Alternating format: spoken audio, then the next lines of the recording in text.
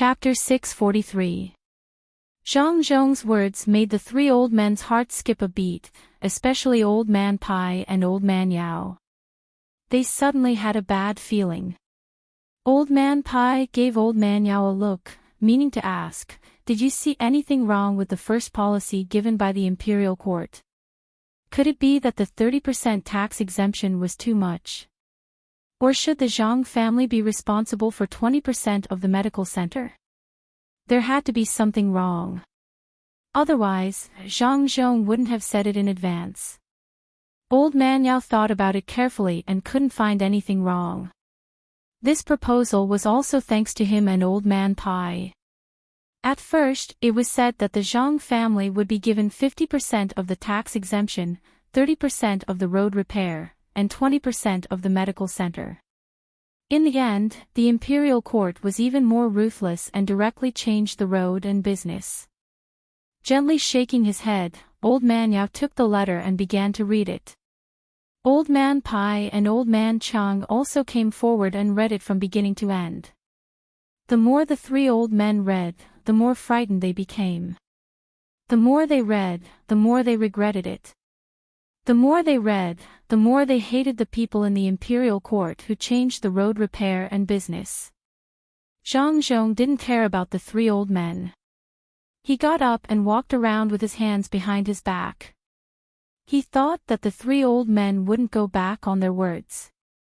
If they really wrote a letter to the capital, he would retire and go back to his hometown. The three old men really didn't have any intention of writing a letter to the imperial court. Even if they regretted giving such a policy, there was no other way. It wasn't that the policy was bad, but that kid Xiao Bao had become smarter.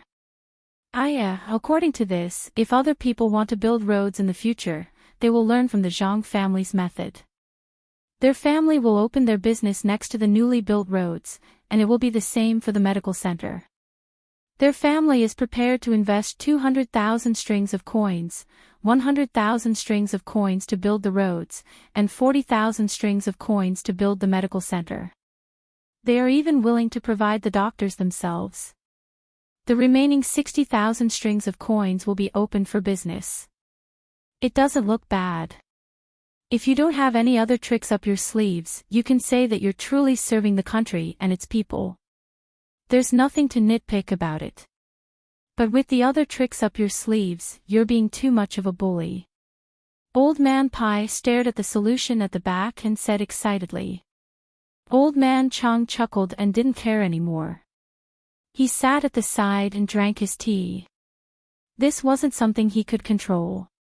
He knew that with his ability, even if he had any ideas to restrict the Zhang family, he would still be used. Old Man Yao gritted his teeth that had already lost a few. He nodded and said, "Admirable, truly admirable."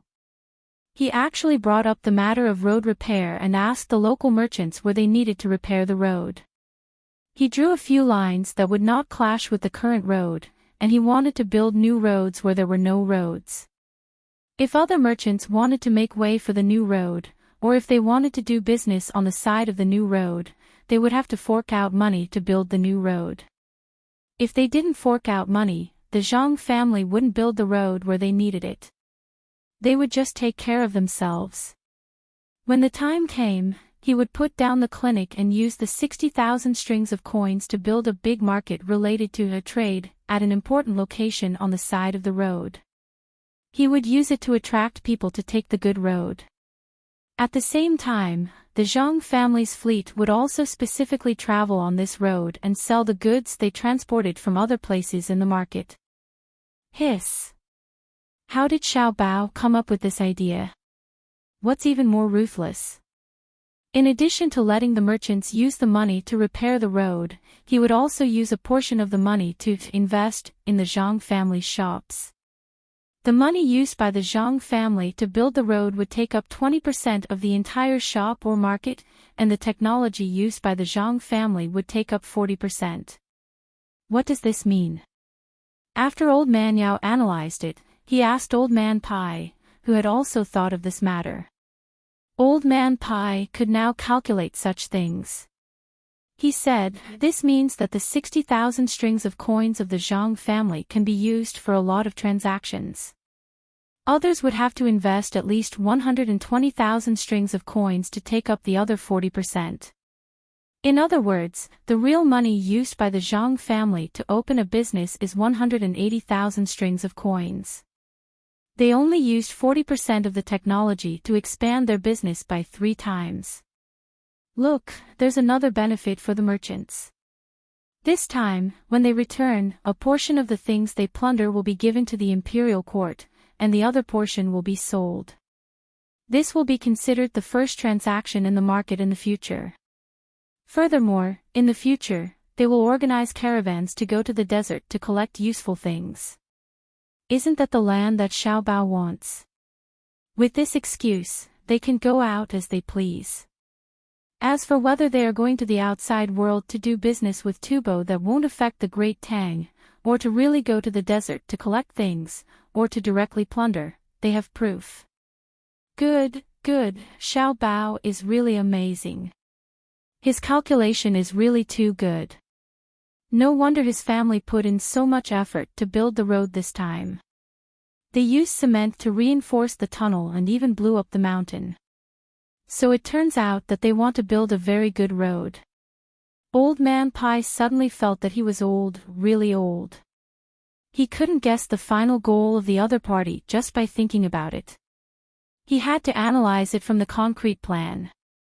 Who was the one who suggested that they take up 50% of the road? With this, the Zhang family could use this condition to make as much money as possible. The merchants wouldn't object, and they wouldn't dare to hide and not fork out money. The Zhang family's financial resources were enough to support themselves. If they didn't invest now, they wouldn't have such a good opportunity in the future. If they wanted to invest again, they would have to pay a much higher price. Old Man Yao also smacked his lips as he looked at the plan. The most important point isn't this. Look, this is saying that the Zhang family will invest 100,000 strings of cash to build the road. If that's 10% of the total investment, then the others will have to work together to fork out 900,000 strings of cash. With 1,000,000 strings of cash, what kind of road can they build? Connecting the entire Jiannan circuit. The Zhang family will be responsible for providing the technology to buy and sell the key roads in the future. They will form a large chamber of commerce and share a portion of the resources. However, the 1,000,000 strings of cash will still be used to buy cement and explosives. The cement and explosives will all belong to the Zhang family. How much money can they make from this? That's right. How much can they make? The price isn't low. I estimate that they can at least make 20% or 30% of the profits. Alright, the Zhang family will be able to earn the money they invested here. Compared to them, they won't have to fork out a single copper coin. They will only be able to take advantage of us. They will just have to provide some technology in the future and bring merchants to Tubo to make money. Their family's caravan will enter Tubo to do business. They won't have to worry about being robbed or killed like other merchants. Who would dare to touch them? Those people are really tired of living. Cuckoo hasn't returned yet. Their family didn't contribute anything at all. I think that when we cooperate in the future, their family will still be able to take advantage of us. Old Man Pai really couldn't think of how Xiao Bao came up with this plan. This was the so-called to gain something without risking anything. Could this be the legendary cash flow? No, it shouldn't be. Otherwise, Cuckoo wouldn't have agreed. It seemed that this kind of method couldn't be used. He really wanted to see it for himself. And let them use it on other countries to see what exactly was going on. Compared to the current method, it would definitely be better. Zhang Zhong waited for a full half an hour before the 3 old men came over.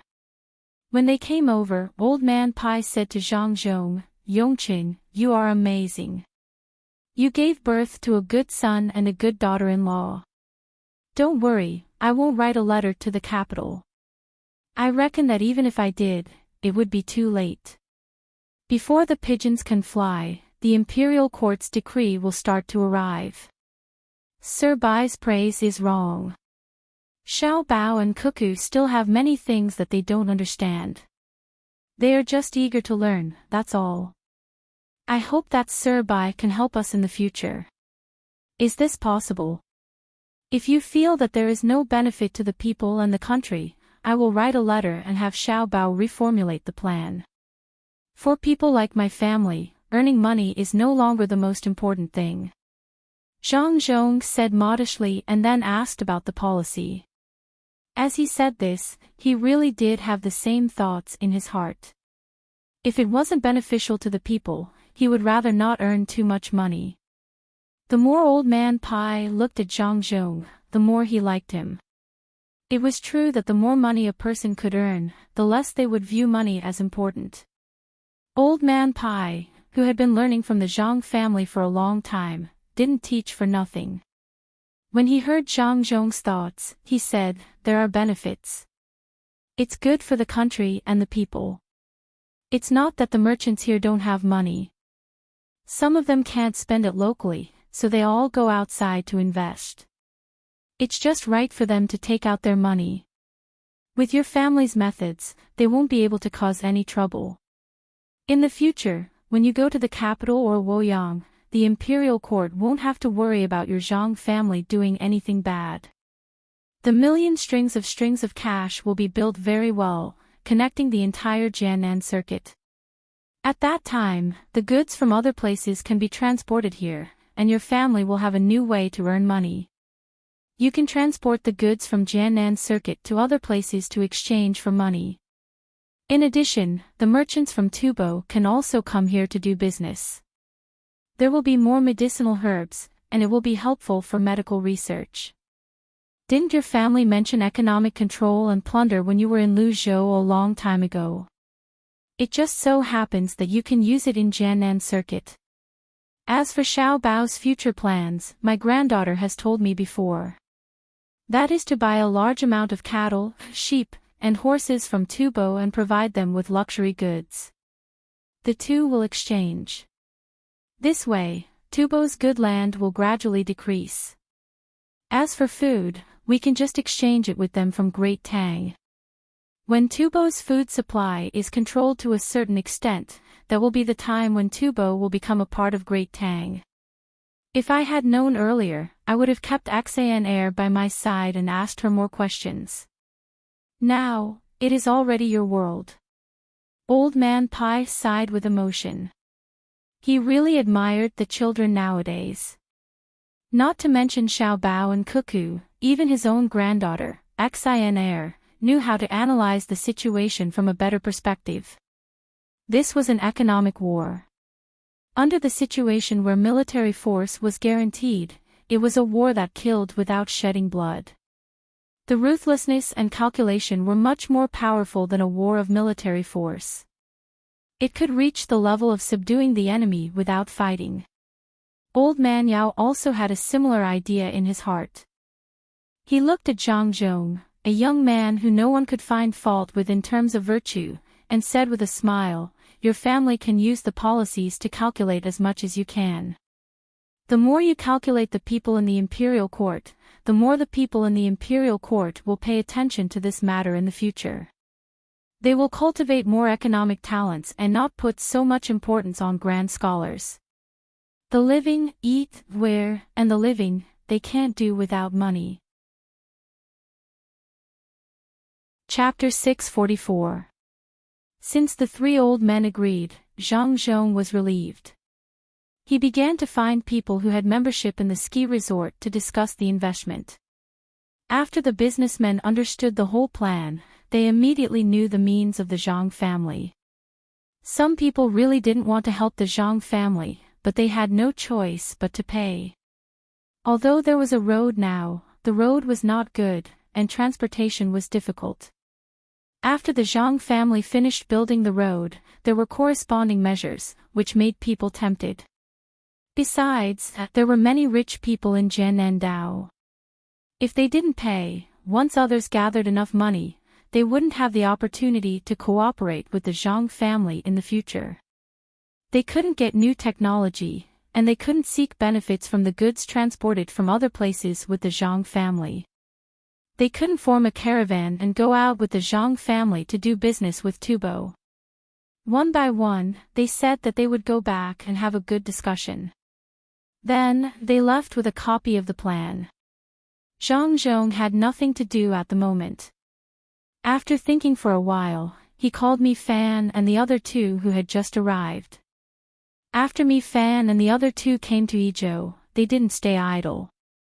They had never been here before, so they were curious about everything, especially Jiu Meiling. She found everything interesting. She couldn't sleep much at night. She ran around, looked at the scenery of the snow mountain, and looked at the trees here. She was also fascinated by Xiao Bei and the other little guys.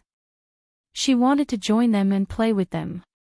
She wasn't a member of the Zhang family, so there were fewer restrictions on her. In addition, during the journey, she occasionally heard from Mi Fan and Han Xianfeng about the various things the Zhang family did. She was curious and began to ask the people in the inner courtyard of the Zhang family and Wang family. After asking once, she was satisfied and asked again. She never got tired of asking. Today, Zhang Zhong called the three of them. The three of them simply tidied up and went to Zhang Zhong's study. After the greeting, Zhang Zhong said to Mi Fan, you can go ahead and do what I've arranged for you. Remember, if you feel uncomfortable, think of a solution. If you can't, come back immediately. It doesn't matter even if the plan fails. Ever since Mi Fan had been dealt with by the Zhang family, he had been wholeheartedly doing things for the Zhang family. He admitted that the Zhang family's capabilities were much better than the ship company he used to work for. Hearing Zhang Zhong's warning, he immediately replied, Master, I understand. I will definitely do my job well. If there is any danger, I will avoid it. You brought me here because of this special ability of mine. Zhang Zhong nodded and looked at Han Xianfeng. Han Xuanfeng's father relied on the Zhang family to do good things. Now that he had been promoted, he wasn't as tired as before. The Zhang family took care of all the supporting matters. Therefore, Han Xianfeng was very respectful to Zhang Zhong. He stepped forward and waited for Zhang Zhong's orders. You're quite capable as well. I heard that you can speak the languages of several countries. You speak Tubo quite well. When you enter Tubo, don't give yourself away. In the few days between Idyll and when you come out of seclusion, there will be people from Tubo arranged to speak with you every day. Try to familiarize yourself with the local dialect. Zhang Zhong also warned Han Xianfeng. In the end, he looked at Jiu Meiling.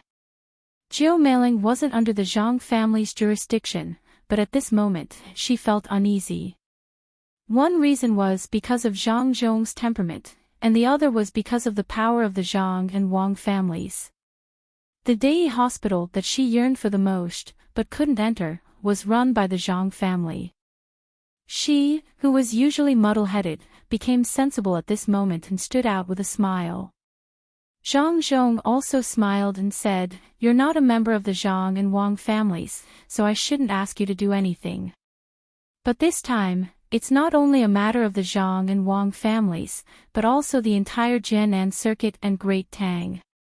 I could have sent people from the inner court to follow you, but since you're proficient in the art of calculation, I'll let you go. If you make a contribution, the Zhang and Wang families will remember you, and the people of Jiannan circuit won't forget you. You'll also let the people of Great Tang see what it means to be a woman who isn't inferior to a man. Jiu Meiling nodded hard and promised, I usually don't say anything. I only help when you need me. I won't cause trouble for Great Tang. I want to make a request. When I come back, let me enter the Dei hospital. As long as it's where the Zhang and Wang families are, you can enter wherever you want. But you have to learn well.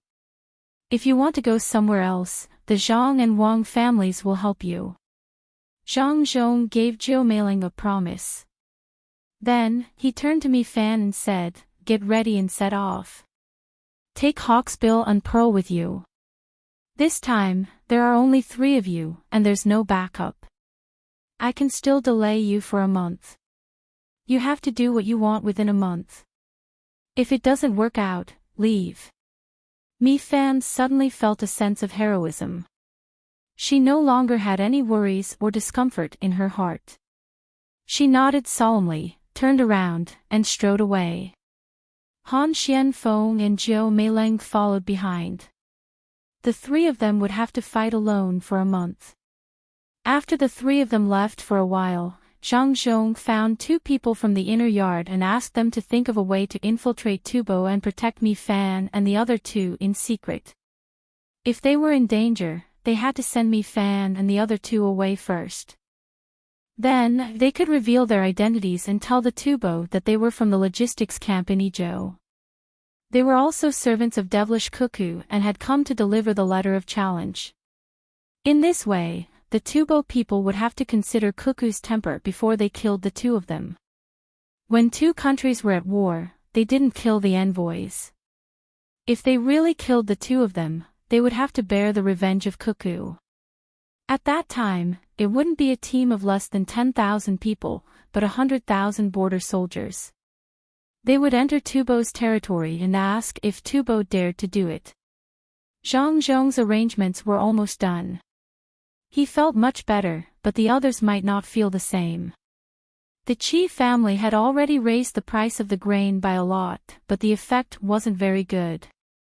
Even if everything was 5 copper coins more expensive than what Zhang Zhong offered, the simple people weren't willing to sell.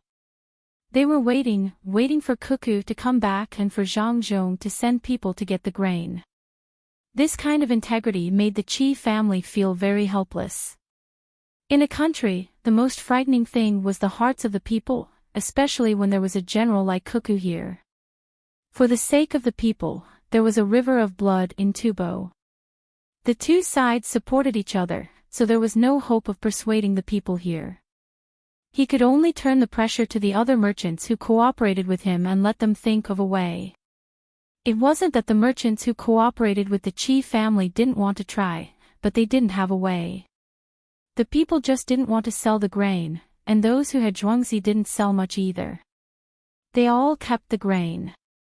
The people were waiting wholeheartedly for Zhang Zhong, and those who had zhuangzi didn't dare to sell. They were afraid of provoking the anger of the people. Helpless, the Qi family wrote a letter to the person who was in charge of this operation. The letter immediately came back. When the Qi family saw the letter, he felt slightly relieved and called all the merchants over. "We're changing the plan now. Because we need money in other places, we can't take out too much money to collect the grain here." After the Qi family gathered all the merchants, he didn't beat around the bush and directly said what he wanted to say. "Qi family, are you saying that we don't need to collect the grain anymore? Then give us the money that we should give for the grain collected before, otherwise we won't be able to make ends meet." A merchant immediately asked worriedly. They were currently putting in money. Now that Zhang Zhong wanted to find merchants to build roads and make money, they couldn't take out the money to follow him. They could only watch others take advantage of him. The other merchants also had the same idea. They all looked at the Qi family. As long as the Qi family said that they didn't want to collect the grain, they would have a good time. If they didn't, they would take the things that the Qi family used as collateral. The Qi family didn't expect the merchants here to stand on his side. Otherwise, how could they cooperate with him when they clearly knew that the increase in grain prices would have a big impact on the people? It was all about money. Looking left and right at the merchants, the Qi family spoke. "Who said that we don't want to collect the grain? Accept it, but not as much as you want like now. On the surface, we'll accept the grain as soon as they bring it, but when it comes to the actual collection, we have to look at the grain. We'll accept all the new grain and delay the old grain. We'll tell them that we'll give them the money after half a month and write a receipt. We have to continue raising the price as well. For millet, we'll raise it to 45 copper coins for a bucket and 65 copper coins for a bucket of rice. If there's a delivery of grain, we'll accept it directly. If there's a large quantity, we'll have someone inspect it carefully. It'll be best if we wait for a few more days. Let's see if that Zhang Zhong doesn't spend money to collect the grain. What are the people without land going to eat? Just do as I say, and once it's done, we won't forget to reward you. When the Qi family said those words, he was thinking about the mastermind behind the scenes. Incredible, truly incredible. Since he couldn't collect the grain, he would just have to mess up the economy of Jiannan. After all, the commoners had to eat, right? With such a high price, it was unlikely that those who had grain elsewhere would lower their prices. The merchants immediately understood what was going on. They weren't fools either, and they knew the consequences of doing so. If the Qi family had told them about the arrangement from the start, they definitely wouldn't have agreed to it. But now that things had developed to this point, not only would they not be able to earn a single copper coin, they would also have to pay a huge sum of money. It wasn't easy for them to earn money, and they weren't as carefree as Zhang Xiaobao and Wang Wan. Thus, they could only follow this plan. From that day onwards, the price of grain in Jiannan rose again and again. The merchants didn't raise the price all at once. Instead, they first lowered the price by a few copper coins, then raised it by a few more copper coins, then lowered it by a few more copper coins, then raised it by a few more copper coins, then lowering it by a few more copper coins, then raising it by a few more copper coins, then lowering it by a few more copper coins, and then raising it by a few more copper coins, giving off an extremely unstable feeling. The plan was devised by the mastermind behind the Qi family, and it worked extremely well. It managed to attract the attention of those who were still observing the situation. Thus, the merchants slowly dragged the matter out. Even 100 dan of grain required an entire day to be inspected. Those who sold their grain heaved a sigh of relief, while those who didn't were anxious, fearing that the price would change the next day. No one knew how much the merchants were willing to accept. If they didn't accept any more, the price would be gone as well. Jiannan Circuit's grain would often fluctuate all of a sudden, causing the commoners to worry as well. They had to eat, and they didn't have any land at home. Seeing the price of grain fluctuating, they didn't know whether they should buy it or not. Furthermore, even when the price was low, it would still be much higher than before. Old Man Pai and the others were the first to lose their cool. They sought out Zhang Zhong, who was discussing the matter of investing in the road and partnering with the merchants. Yongqing, what about Xiao Bao's methods? We can't wait any longer. The commoners can't take it anymore. If we don't think of a way to resolve this matter, I'll take out my own grain and share it with the commoners. Old Man Pai was extremely worried.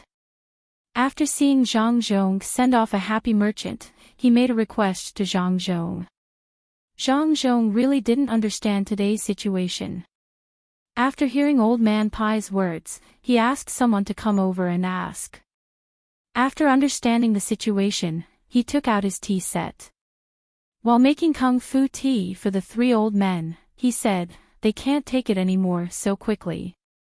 I didn't expect that according to Xiao Bao's estimation, we'll have to wait at least 2 to 3 days.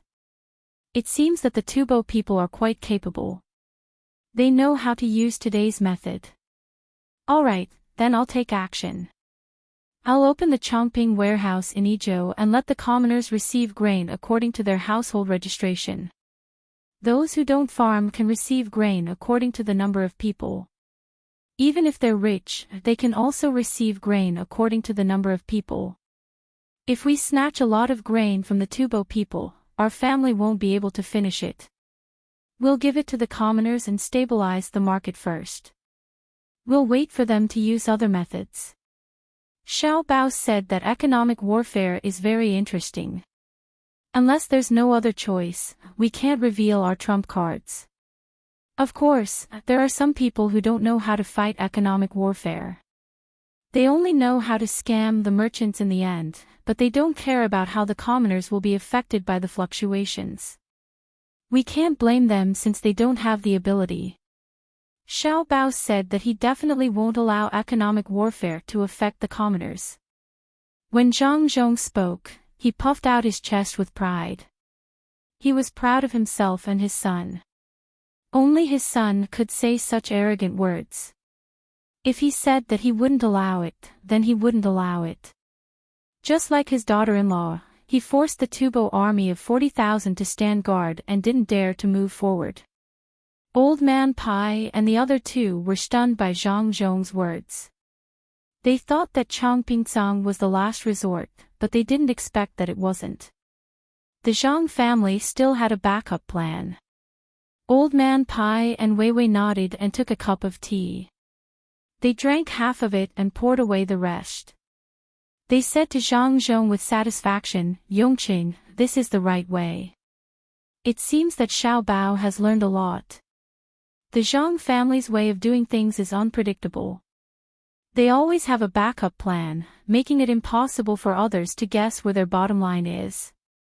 Okay, Changpingcang in Kaiyi province. Previously, we snatched a lot of grain from the Tubo people and forced their commoners to the other side of the river. They should be able to last for a while. Yongqing, there's one more thing. Since we're giving grain to the commoners who don't farm, shouldn't we also give some to the commoners who farm? Otherwise, the commoners' hearts will be cold. Old Man Pai had also thought of the things that Old Man Pai was thinking about. He looked at Zhang Zhong from the side and waited for Zhang Zhong's reply. The commoners who were farming had left grain for Zhang Zhong, but in the end, Zhang Zhong had specifically given grain to the people who didn't farm. What would they think? Zhang Zhong held his teacup and looked at the three people's faces. He said, "There are misunderstandings. Otherwise, Changpingcang wouldn't be able to take care of so many commoners. Xiao Bao's plan would also be interrupted, and my family's loss would be great. After a while, we will compensate the commoners who are farming. But we absolutely can't do that now. Those who can't keep the grain can take this opportunity to sell it. Those who are willing to keep the grain, my Zhang family won't treat them unfairly. You don't have to worry about this matter. We have our own arrangements. It's a good opportunity to see how the people are feeling." Old Man Chang had already drunk several cups of tea in a row, but he still wasn't satisfied. When he was about to pick up a new cup and drink it, he heard Zhang Zhong's words. He said to Zhang Zhong, "Yongqing, I'll remember what you said. When the time comes, if your family doesn't compensate, I'll hang myself in front of your house." "Don't, Uncle Zhang. Don't be like this. I'll definitely make arrangements. Don't worry, it's cold again. The construction in Kaiyi province is almost done. We need to expand outward. No matter what, I have to make the commoners here better off before I leave Jiannan province. As for the war at the front line and the economic war at the rear, you don't have to worry too much about them. Those are small matters. Whether or not the commoners can live well is a big matter." Zhang Zhong smiled and stopped Old Man Chang. Old Man Chang had a bad temper. He couldn't do anything to the Zhang family, so he wanted to use his life to force them. Zhang Zhong didn't dislike it. After all, the three old men were wholeheartedly for the commoners. Old Man Chang's method was just a bit extreme, so it didn't matter. Old Man Pai and the other two got the answer they wanted.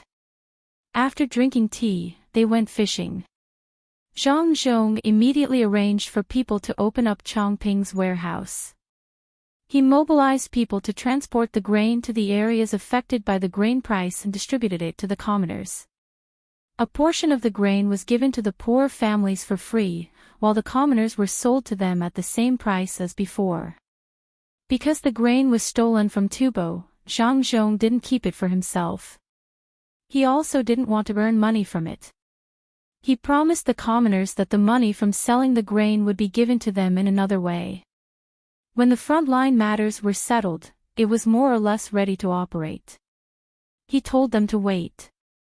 When the Zhang family released Changping's warehouse and only targeted the people who didn't farm, the people who had grain felt uncomfortable. They hesitated and didn't know if they should sell the grain or not. Cuckoo was still fighting, but Zhang Zhong didn't consider them. How should they choose? Just as they were hesitating, Zhang Xiaobao's operation back then had an effect. The imperial court sent a decree to prove to the various prefectures of Jiannan that Cuckoo wasn't the commander of this war. They used her age to scare Tubo, and the real commander was someone else. At this time, the commoners also knew. They couldn't guess anything else and could only choose to believe the imperial court. They knew that Cuckoo wasn't a powerful demon and that there was an expert behind her. They used this to anger Tubo and mobilize Tubo's troops.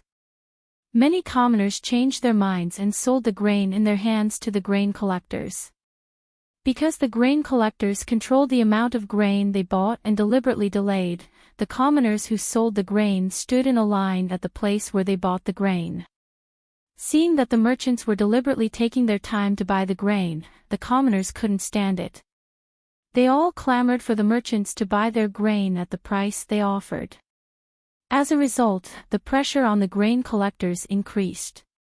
When they saw the angry commoners on the street waiting to sell their grain, they were afraid that the government would intervene. They had no choice but to find Master Qi. Master Qi didn't expect that Zhang Zhong's reaction would be so fast. He now knew that his economic war had been discovered by the Zhang family. All of their methods were targeted at his grain prices. Thinking that the economic war was revealed by the Zhang family, Master Qi couldn't hold it in anymore. He had no choice but to write a letter to the person behind this. He didn't think that the Zhang family couldn't see through the trick. After all, this was what they did. The person behind Qi Dongjia also replied within a short period of time. First, he reprimanded Qi Dongjia, saying that he couldn't keep his cool and messed up when encountering problems. Then, he mentioned a solution and told Qi Dongjia that as long as he thought about it carefully, there would be a solution. When Master Qi received the letter, he didn't care whether it was reprimanded or not. He acted as if he had found a treasure and found a group of merchants. Can't you all wait? If you can't hold it in when you encounter a small matter, what big things can you do in the future? Think about it carefully, there is actually a solution to any problem. Master Qi told the merchants what the person behind the scene said to him. He put on the appearance of an expert. The merchants looked at each other. How could they think of a solution? They turned their heads and stared at Master Qi, waiting for him to make the arrangements. They wanted to see what kind of method he had. Master Qi enjoyed the feeling of being looked up by others. He said to the crowd, "It's very simple. First, take their grain, but don't give them money immediately. Tell them that we will give them money after the inspection. But we can write a written agreement. If the inspection is good, we will not accept the compensation. If we can't accept the compensation after the inspection, we will tell them the reason. As long as they can get through this period of time, you can do whatever you want."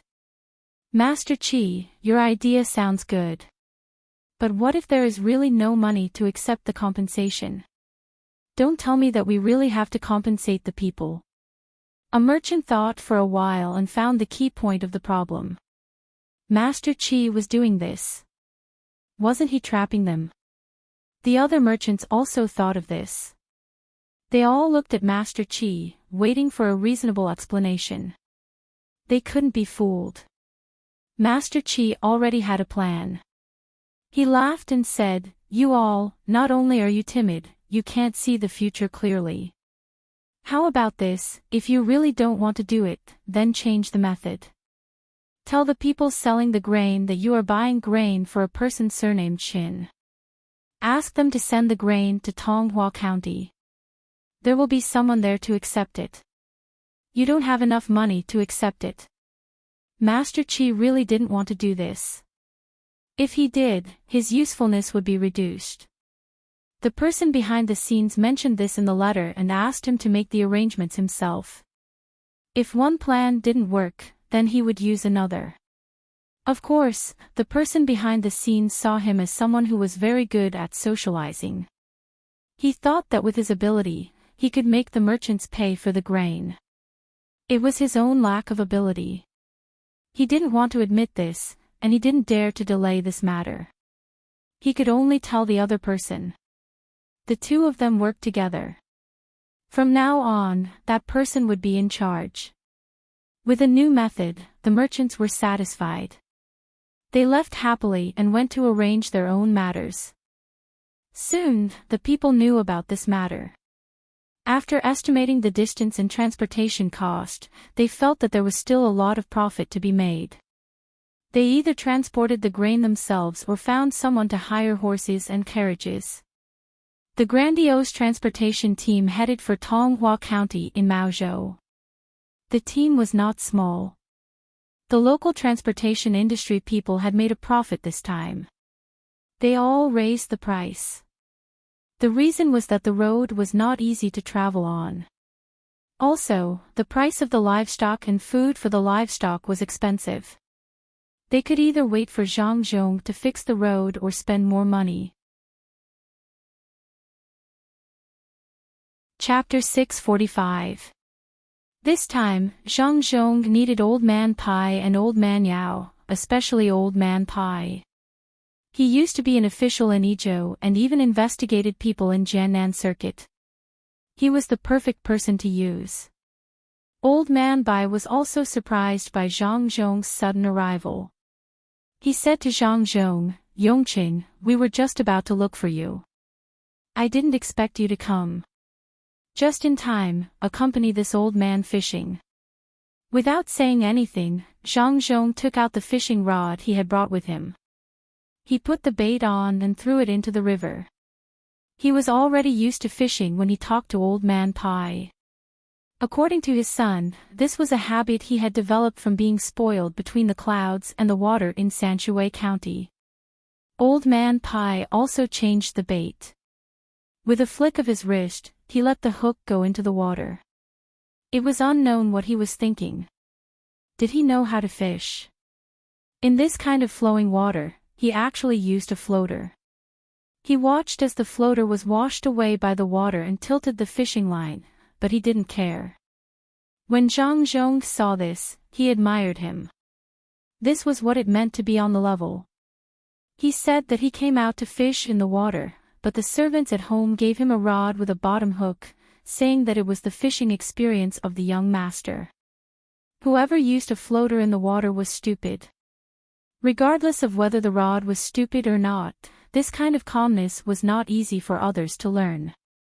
It was admirable, truly admirable. It was probably because it was tiring to hold the rod, and there were too many tools that came with it. Otherwise, wouldn't Official Bai have brought a whole bunch of fishing rods here to fish? Old Man Pai didn't have this kind of awareness. If it wasn't for the sake of talking, he would have used electricity. He would pull a net downstream and then use electricity upstream to catch the fish. It was convenient and effective. "Yongqing, do you think my hook is not good?" Old Man Pai asked Zhang San after fishing for a while. Zhang Zhong said in his heart, "Isn't this nonsense? You shouldn't use this kind of pole at all." However, he couldn't say it so bluntly. That would be too unprofessional. Besides, Sir Bai wasn't asking about this matter. Therefore, Zhang Zhong thought for a moment and said, "Yes, Sir Bai, I think the current is too strong," so it drifted past. It would be good if it was stable, otherwise the fish would not take the bait easily. Yongqing knows more. Steady. Yongqing, this fish is going crazy, can you still hold on? Old Man Pai asked Zhang Zhong as he slowly kneaded the fish bait mixed with fish bone powder and lard. Zhang Zhong glanced at it and thought that Sir Bai's heart was finally in a mess. Otherwise, who would use this kind of bait? This bait was used to catch the black fish, or it could be said that it was specially used to catch fish that ate fish. Without saying anything, Zhang Zhong directly took out some flour from the bag behind him. There was also some ground pork bone flour inside. He casually sprinkled it into the river and said to Old Man Pai, "If it makes a mess in the cage, it will still be in the cage. Could it hurt people?" Old Man Pai looked at Zhang Zhong in surprise, especially the thing that Zhang Zhong sprinkled in the water. He asked, "Yongqing, you want to use the cage to keep the fish, then what are you sprinkling now?" Old Man Pai was very familiar with this kind of verbal confrontation. An expression, a movement, and even a look, all contained different meanings. He had to ask. Zhang Zhong sprinkled 2 more handfuls of flour and answered, "I am making a whirlpool. When fishing, I use a lot of other things to attract fish. This is what a whirlpool is. When the time comes, I will put in good bait. When a lot of fish gather, they will be willing to come to the good bait." "I see, but this is flowing water." Old Man Pai was not confused to this extent. How could one make a whirlpool in flowing water? "Yes, flowing water. I can only make a whirlpool in one river and gather all the other fish, no matter if it is a tributary or a main stream. If they are too scattered, it will be difficult to catch them. I am afraid that they will not be together. As long as they are together and feel that this river is good, I will have a way to catch them all in one go." Zhang Zhong threw all his fishing rods into the river and said to Old Man Pai. This time, even old Zhang, who didn't know much about politics, understood what Zhang Zhong meant. Zhang Zhong wanted the grain collectors and livestock collectors to gather together so that they could deal with the problem together, unlike at the beginning when they were separated. Old Man Pai looked at Zhang Zhong and nodded with satisfaction. Zhang Zhong was finally able to act on his own. In the future, when he fought with others, he would know when to advance and when to retreat. He did not have to worry too much. He looked at Zhang Zhong now as if he was looking at his own son. His son was an official elsewhere, so he could only treat Xiao Bao, Cuckoo, and Xan Air as his grandchildren. He treated Zhang Zhong as his son. Even if he often caused trouble for his son and grandchildren, it was to train them. Seeing Zhang Zhong's steady appearance, he asked, "Yongqing, are you going to use a fishing rod to catch them all in one go?" "No, the fishing rod is only for fishing. The fishing rod is for the fish who think they are smart. The net is also not for the fish. If you use a net, unless you use too much manpower, you will not be able to catch them. Even if you catch them, they will only be small fish. I am going to use this thing."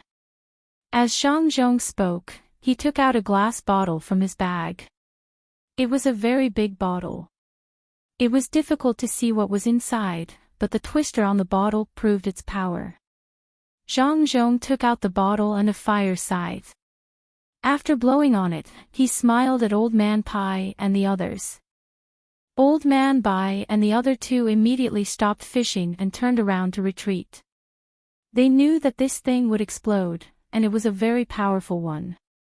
It was almost as powerful as the grenades that Cuckoo had brought. Zhang Zhong ignited the twister. After the twister burned into the bottle, he casually threw it. The bottle fell into the water, and Zhang Zhong immediately laid down. After the explosion, Zhang Zhong climbed up and looked at the fish that had been blown out of the water. He said to Old Man Pai, "There are no real big fish, so it is not time to reel in the net. I will first blow them up, and then we will talk about it later." Old Man Pai and the others had nothing to worry about at this time. Since Zhang Zhong was already prepared, there was no need for them to worry. Old Man Pai changed the fishing rod. There was no float on the hook in front, but a lead block. He shook his hand and threw it into the water. Yongqing, you just blew up a lot of fish, right? Take it back and let someone stew it. Stew it into a milky white soup. I'll go now. Zhang Zhong did not fish up the fish that had been blown up. He nodded, put away his things, and left to arrange the economic war. As for the stewing of the fish, he could arrange for someone else to do it. Xiao Bao, we are about to set off. Have you made the arrangements? If we are too far away, Shueyun will delay things. Without a satellite, it will be too tiring for me to command, and it will easily cause too many casualties. In the desert, Wang Wan felt that it was about time. She wanted to carry out the next step of the battle plan, so she said to Zhang Xiaobao. It's all arranged. That person from Tubo is quite smart. He knows how to divert the trouble. Unfortunately, his opponent is not an ordinary person from the Great Tang. I am not worried. What do you want to do? We will leave immediately. Zhang Xiaobao finally found a few snakes, the very poisonous ones. He shared the snake gall with Cuckoo and ate it raw. He also ate some garlic to avoid eating parasites. He did not know what he was thinking, but he did not use the strong wine. The remaining snake meat was given to Wang Wan to make soup. It looked like a lot, but after it was made, there were only 3 bowls. Zhang Xiaobao was not willing to eat it himself, so he gave one to Wang Wan and one to the 2 injured people who had not recovered yet. After sharing, he heard Wang Wan's call. He thought about his plan and felt that there were not many loopholes, so he signaled to Wang Wan to start. Wang Wan ordered the troops to pack up. She looked at the lake not far away, mounted the horse, and shouted to the soldiers to set off. The Tang army continued to move westward.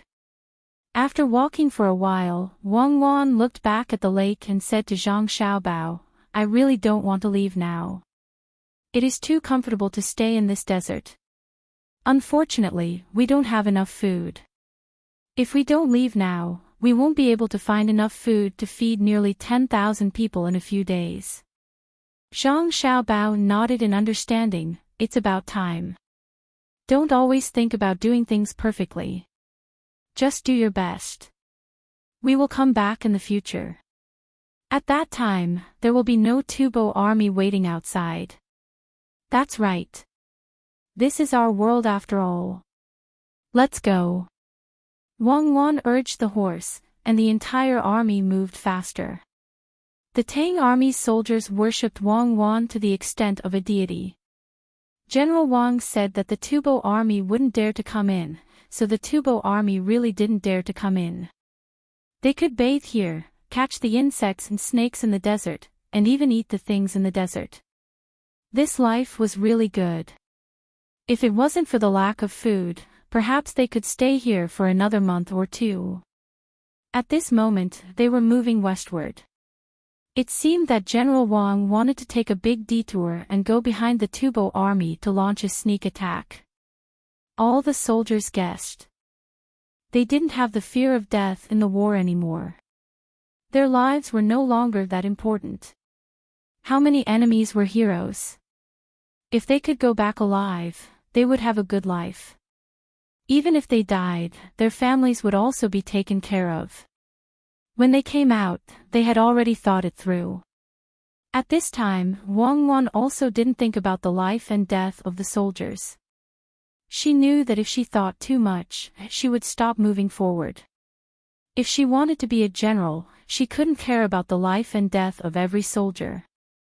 If she could take care of them, she could only take care of them.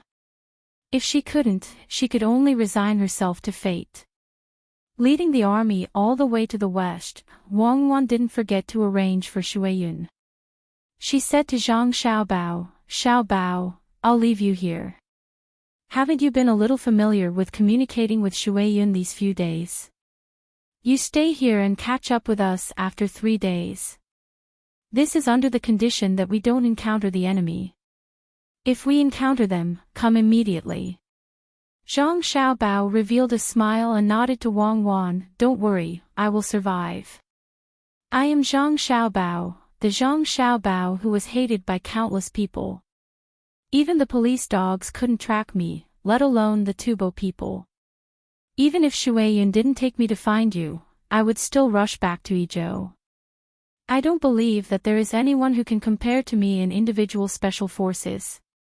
Then be careful. Remember, without you, I will definitely not be able to live by myself. It's very boring. Let's go. Wang Wan left these words and gradually disappeared from Zhang Xiaobao's sight with the army. Zhang Xiaobao turned his head and looked at Shueiyun, who was as smart as a human, standing on his shoulder. He said, I'll rely on you for the rest of the days.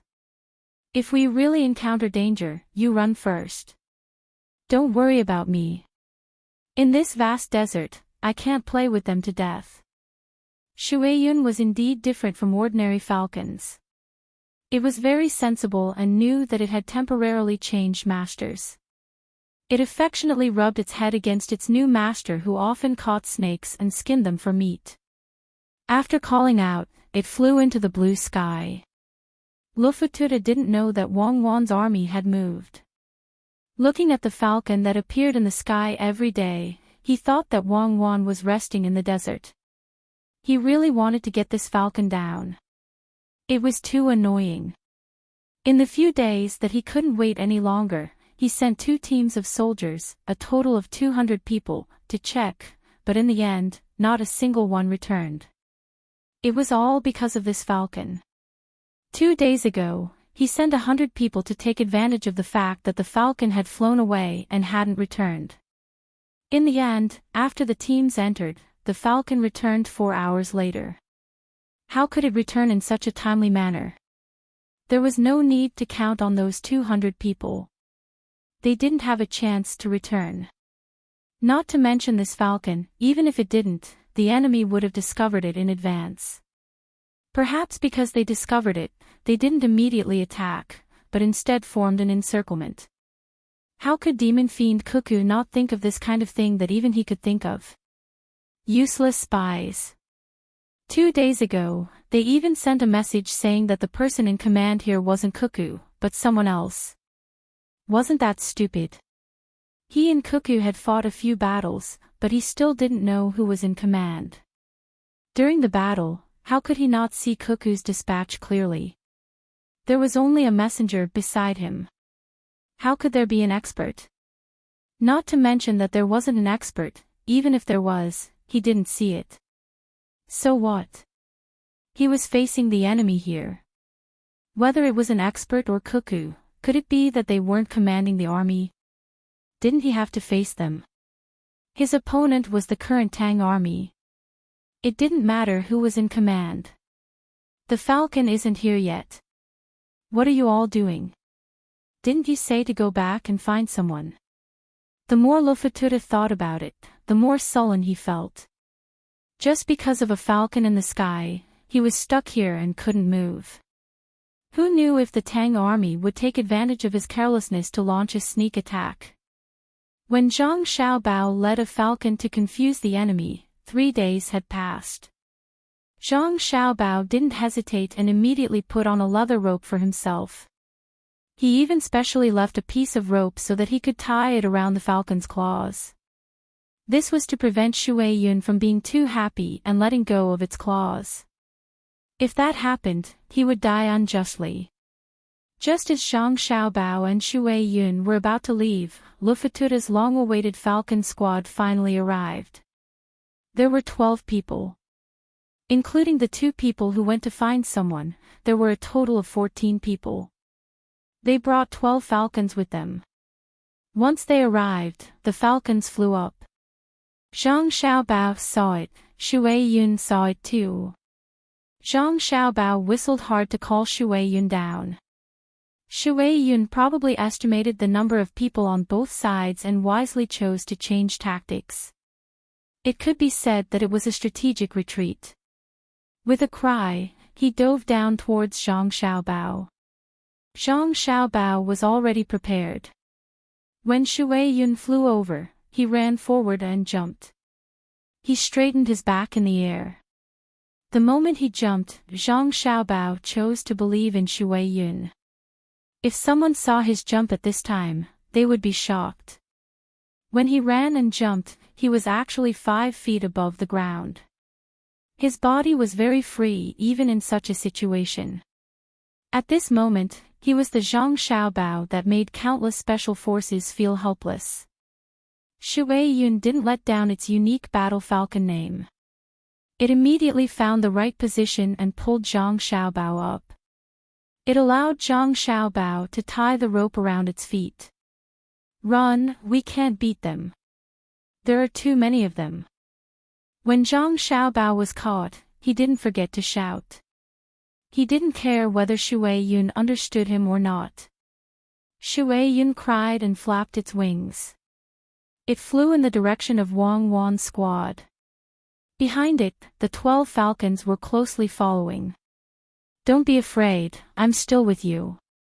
Let's fight together. When we find Cuckoo, you dive down. If they dare to dive down with you, they'll all be turned into spiked falcons. It's a new breed. Zhang Xiaobao took out the 2 guns at his waist and checked them. He didn't forget to shout at Shui Yun. Shui Yun tried its best to fly. It wasn't stupid. It wouldn't fight against 12 falcons alone. The 12 falcons didn't have any burdens. Their flying speed was naturally fast. No matter how strong Shui Yun was, it couldn't increase its speed by catching a person. Lufututa rode on his horse and chased after them. He had already seen that there was a person below the falcon. It was the person who was with Cuckoo. He didn't know what he did. According to the intelligence, he was Zhang Zhong's son. Was he here to play? Catch him and kill that falcon. Lufututa was very excited when he thought of the chance to catch the son of Idyll provincial governor Zhang Zhong. He shouted from below. The 12 eagles gradually approached the water cloud and continued to rise higher. Zhang Xiaobao also saw this situation. He shouted at Shui Yun, if you're really smart, fly higher. Don't worry about me. My regulating ability is not bad. I'm not afraid of short of oxygen. Let's work together and get rid of them. Shui Yun didn't know if it understood Zhang Xiaobao's words or if it was due to its instincts during battle. Shui Yun really did try its best to fly higher. Relying on its different physique compared to normal falcons, it gradually occupied the sky. The 12 falcons weren't afraid. After all, they had a lot of people. They also tried their best to catch up. They wanted to catch this seemingly powerful fellow. Lufututa led his team and chased with all his might. He wasn't slow at all. When he saw the 12 falcons gradually approaching, a smile finally appeared on his face. At this time, Zhang Xiaobao finished checking the gun. He took a deep breath and shouted at Shui Yun, turn, let's fight it out with them. I can at least kill 6 of them. I can also cover for you. Don't be afraid. My stiletto is longer than their claws. Perhaps the water cloud really did understand. It flew up a little more, drawing a very beautiful arc, and rushed towards the left wing of the pursuing eagles. Its eyes were wide open, and its mouth was slightly moving. That falcon also gathered its courage and rushed towards Shui Yun. It wanted to use itself to delay Shui Yun. Just as the 2 falcons were about to come into contact with each other, Zhang Xiaobao's gun rang out. How could the falcon that was rushing towards them expect such a weapon? It didn't have any time to react. Its head was instantly smashed into pieces. Go! Go! Go! Zhang Xiaobao put the gun back on his waist and shouted excitedly. Gaw! Shui Yun didn't expect to get rid of an opponent so quickly. It cried out, shook its wings, and turned around to continue. With another bang, the second falcon was shot down. The scattershot flew out and scraped the neck of the other falcon. That falcon immediately left the team in fear and flew back. Zhang Xiaobao took out the short crossbow on his back and continued to charge with Shui Yun. This kind of aerial battle was very comfortable. The main thing was that Shui Yun was very good at adjusting its position. It had the height and speed and was very agile. Zhang Xiaobao felt that it was more comfortable to charge from above. The third falcon was shot down by him. He didn't use the crossbow but a sleeve arrow. The members of the seedling protection team already had so many things on them. How could he not have enough? Another sleeve arrow took care of the fourth falcon. Shui Yun excitedly continued to chase. With a dive, the fifth falcon was killed. This time, it wasn't Zhang Xiaobao's crossbow arrow but the flying locust needles on Zhang Xiaobao's belt. When the sixth falcon was shot down by Zhang Xiaobao with the short crossbow, Zhang Xiaobao changed the weapon in his hand to the short bow. He also held a military knife parallel to the bow arm and was ready to continue the battle. The remaining 6 falcons were finally scared and flew down. Before Zhang Xiaobao shouted for Shui Yun to retreat and stop chasing, Shui Yun knew what to do. It was also scared of the arrows below and didn't have any intention of chasing. It flapped its wings and ran away. Luftjude and his cavalry watched the man and the falcon leave just like that. Motherfucker, he ran away. What was that thing? He took care of a falcon in one move. Luftjude looked up at the sky and said in a daze. There were already people around him picking up the 6 falcons that were shot down. The 12 falcons helplessly sighed. They understood that the dead falcons were still okay. The remaining 6 falcons had lost their courage to continue the battle. Falcons were like hunting dogs. When they met a strong opponent, they would either fight to the death or become useless. Chase, chase. That Xiaobao probably can't do anything anymore. Luftjude didn't know so much and still shouted at the 12 people. One of the 2 original falconers stepped forward and explained, "General, we can't chase after it.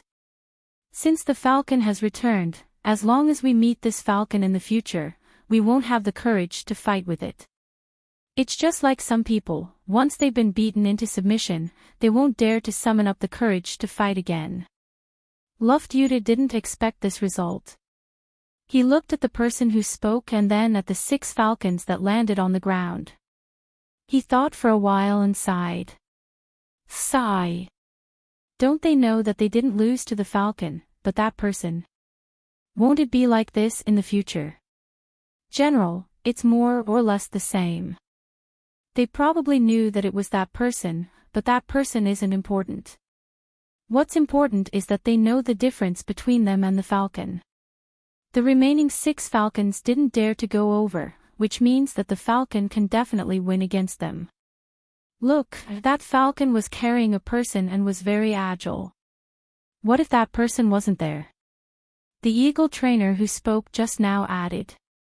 Luftjude didn't want to believe this fact, but he had to. Wasn't he also forced to not move because of that person? That person was strong, his falcon was strong too. What else could he say?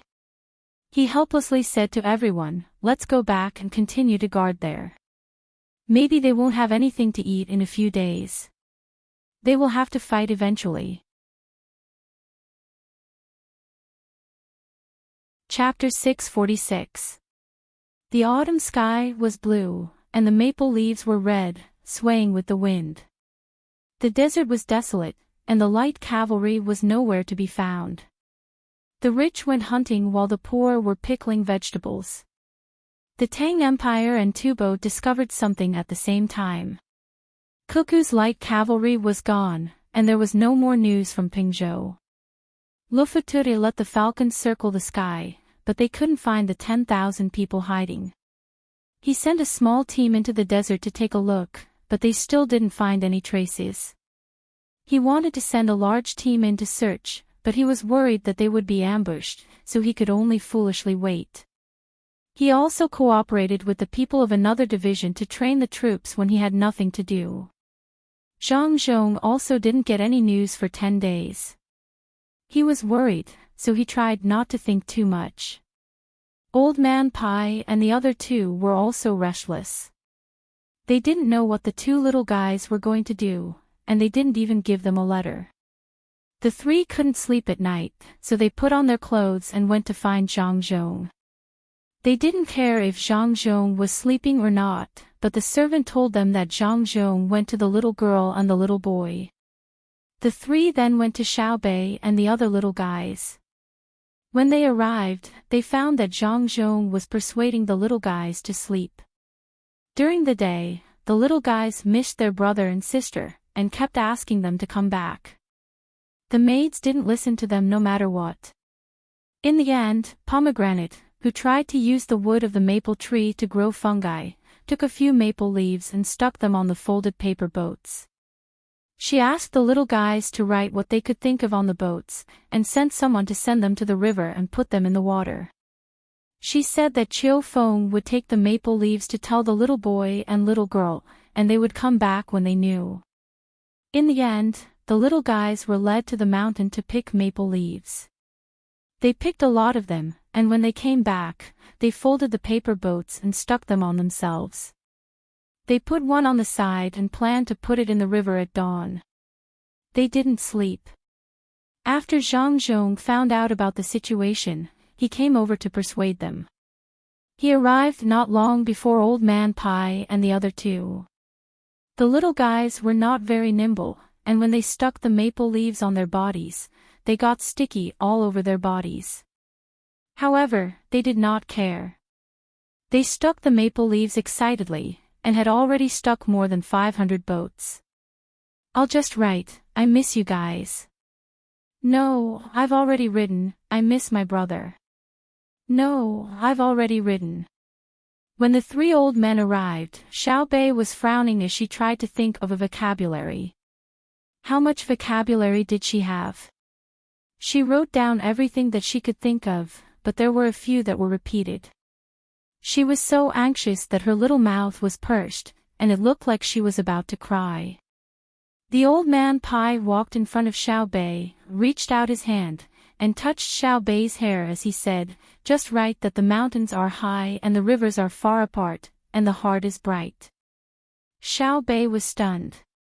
She raised her head to look at old man Pai, then lowered her head to think. Perhaps she did not understand the meaning of this sentence, but she still nodded and signaled to the person beside her to write it down. Old Man Yao said enviously, "It seems that the heavens have given all the best things to the Zhang family and the Wang family. How many brothers and sisters in the officials like the two families can be like this? I'll also help you think of one. Just write that the stars are scarce and the sun and the moon are scattered, and which flowing clouds hold the promise together." The little guys did not understand the meaning, but it sounded good, so they asked someone to write it down. Xiaobei raised her head and looked at her father with an expectant gaze. How could Zhang Zhong refuse? He also said, "The bright sun always shines on the body at home, and the hazy rain at the border does not blow people away." Xiaobei, let father hug you. You are all father's good children. Old man Chang could not think of a sentence, so he took a piece of paper and folded a boat. As he folded, he said, "You are all great talents and can come up with ideas as soon as you open your mouth. I can't. I'll fold a boat for the little guys. Fold a tall boat, just like their house." The sensible maidservant at the side immediately took the opportunity to say, "Xiaobei, why don't we go to sleep and let master write it?" "No." Xiaobei turned her head away. "Then let's watch from the side and let others read it. If we hear something good, we'll write it down." The maidservant suggested again. Xiaobei thought about it and realized that she really could not speak, but she also could not write.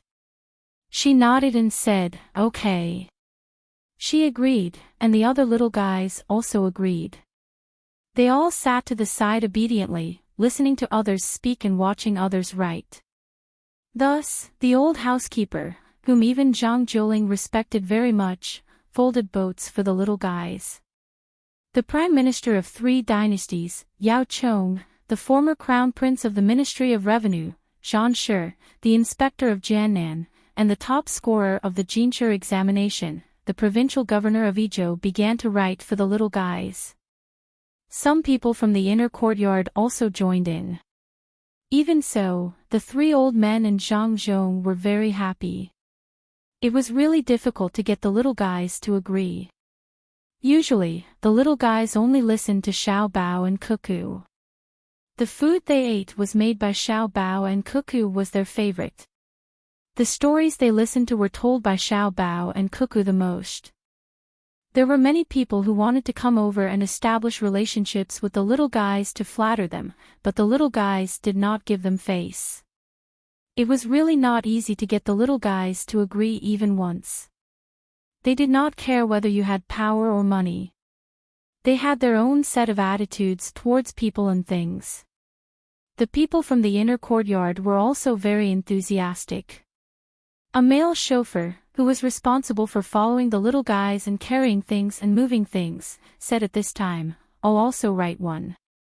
100 turns of steep mountains cannot hide, ridge road, wrong, it's a blind pair." When Wang Wan's younger brother heard this, he looked over angrily and said, "The forest is opposite the dock, the ridge is opposite the mountain, the daytime is opposite the spring, there is a ridge, and you still say ridge? Then you say it." Xiao Bei was listening and was interrupted, so she said with dissatisfaction, I'll say it. 100 against 1,000, turn against turn, steep mountains against blue mountains. Green mountains cannot hide, blue water cannot hide, 100 turns of steep mountains cannot hide, 1,000 turns of mountain range cannot hide. Wang Wan's younger brother said with his chest puffed out. Xiao Bei seemed to have seen something novel. She turned her head and looked over. She looked at this guy that her older brother and sister had said could be like her older brother and sister in the future and be together with her. Old Man Pai and the other 2 people, as well as Zhang Zhong, were also shocked. Zhang Zhong knew that Cuckoo's younger brother, Xiao Yuan, was usually smart and could remember what others said, but he did not expect him to be smart to this extent. The first part that Zhang Zhong understood was something that Cuckoo had specially taught to the village children in the past. The latter part was not. How did this child learn it? Old Man Zhang felt that this silly little fellow was fun to play with, like his older sister. Old Man Bai sighed at the fact that another genius had appeared in the Wang clan. Old Man Yao, on the other hand, was extremely jealous. All the good things were happening between their 2 clans. How were other people supposed to live? It seemed that he had to look around in his own clans and send those around the same age to learn together. The teachings of an expert could not be monopolized by the 2 clans. Zhang Zhong went over and picked Xiao Yuan up to take a closer look. He kissed him and praised, "Good. Xiao Yuan, learn well. Write this down." The people in the inner courtyard immediately started writing. They appeared to be much calmer. With the existence of the young master, young lady, and young immortal, they could accept even the most unusual things. The night passed in a warm and excited atmosphere. The little guys did not stay up until dawn. They fell asleep while listening. Other than the stars in the sky, there were also many small boats that accompanied them. Zhang Zhong, who had stayed up all night, went to take a bath. He also had a massage and drank a bowl of soup. Then, he took the snacks and small abalones prepared by his family and went to work on the road repair and fighting with people. Old Man Pai and the other 2 were old and did not sleep much. They just needed to lie down for a while, take a steam bath, sit in the carriage, and travel on the newly repaired road. They drank truffle soup and ate buns while they were eating. They also followed Zhang Zhong to work. Bai Shu and Yao Chong originally wanted to relax, but when they were free, they realized that they could not adapt at all. They were destined to be busy for the rest of their lives. Old man Chang was the same. He worried about this and that. When he came to Lu Zhou in the past, he was on the verge of death.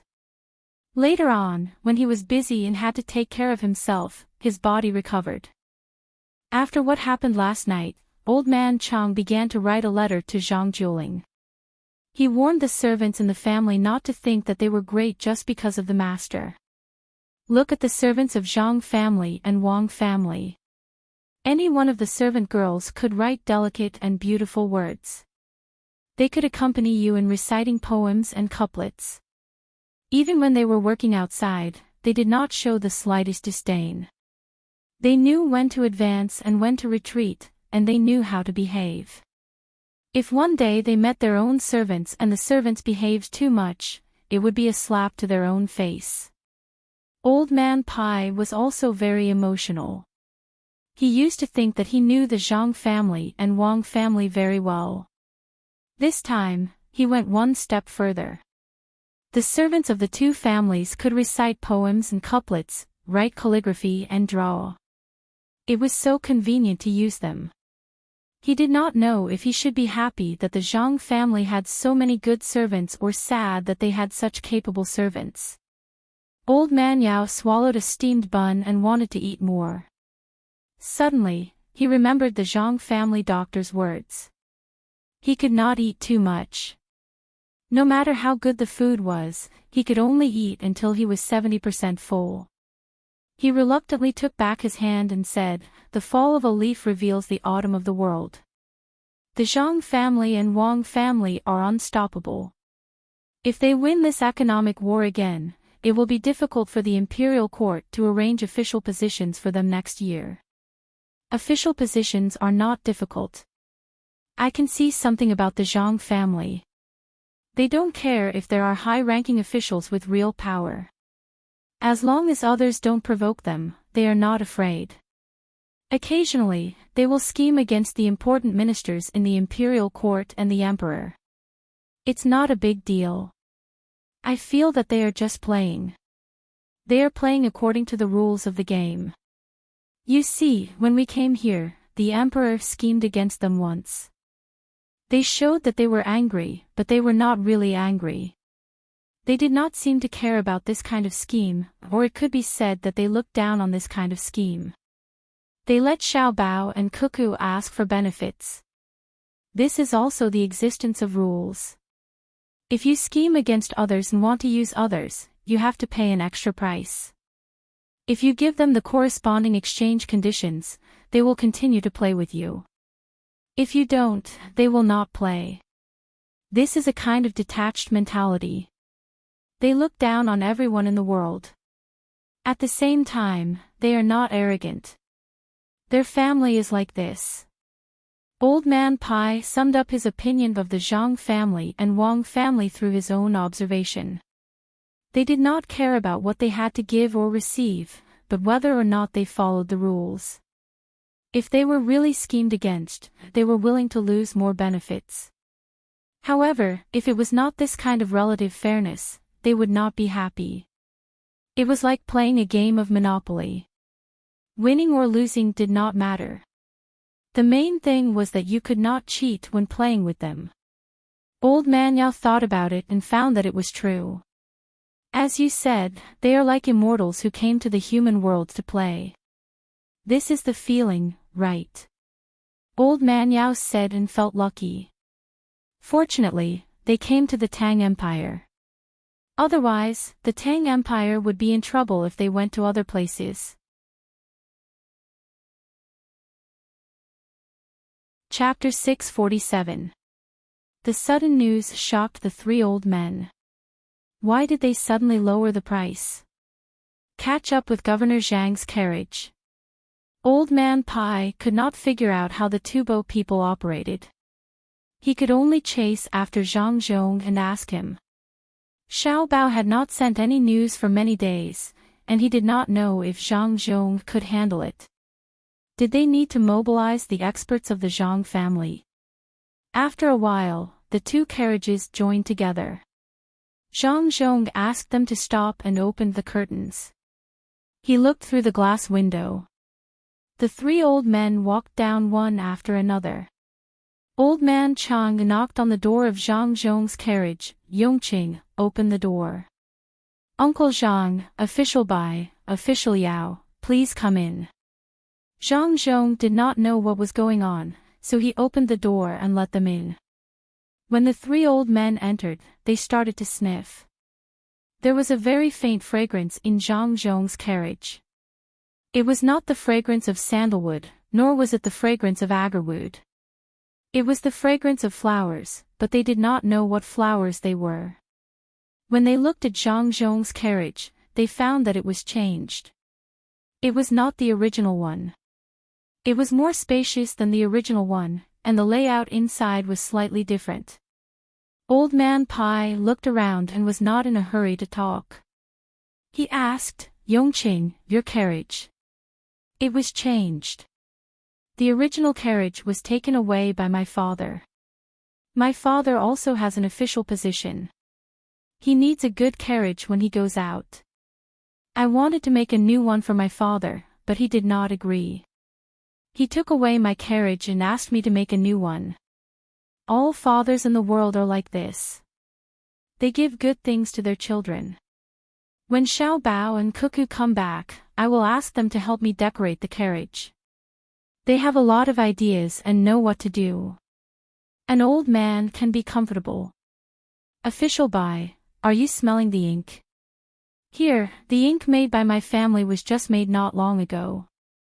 Xiao Bao and Cuckoo said that the fragrance of lotus flowers was good, so Hua Jing suggested it. The cuckoo is said to be pure and clear, to be seen from afar but not to be touched.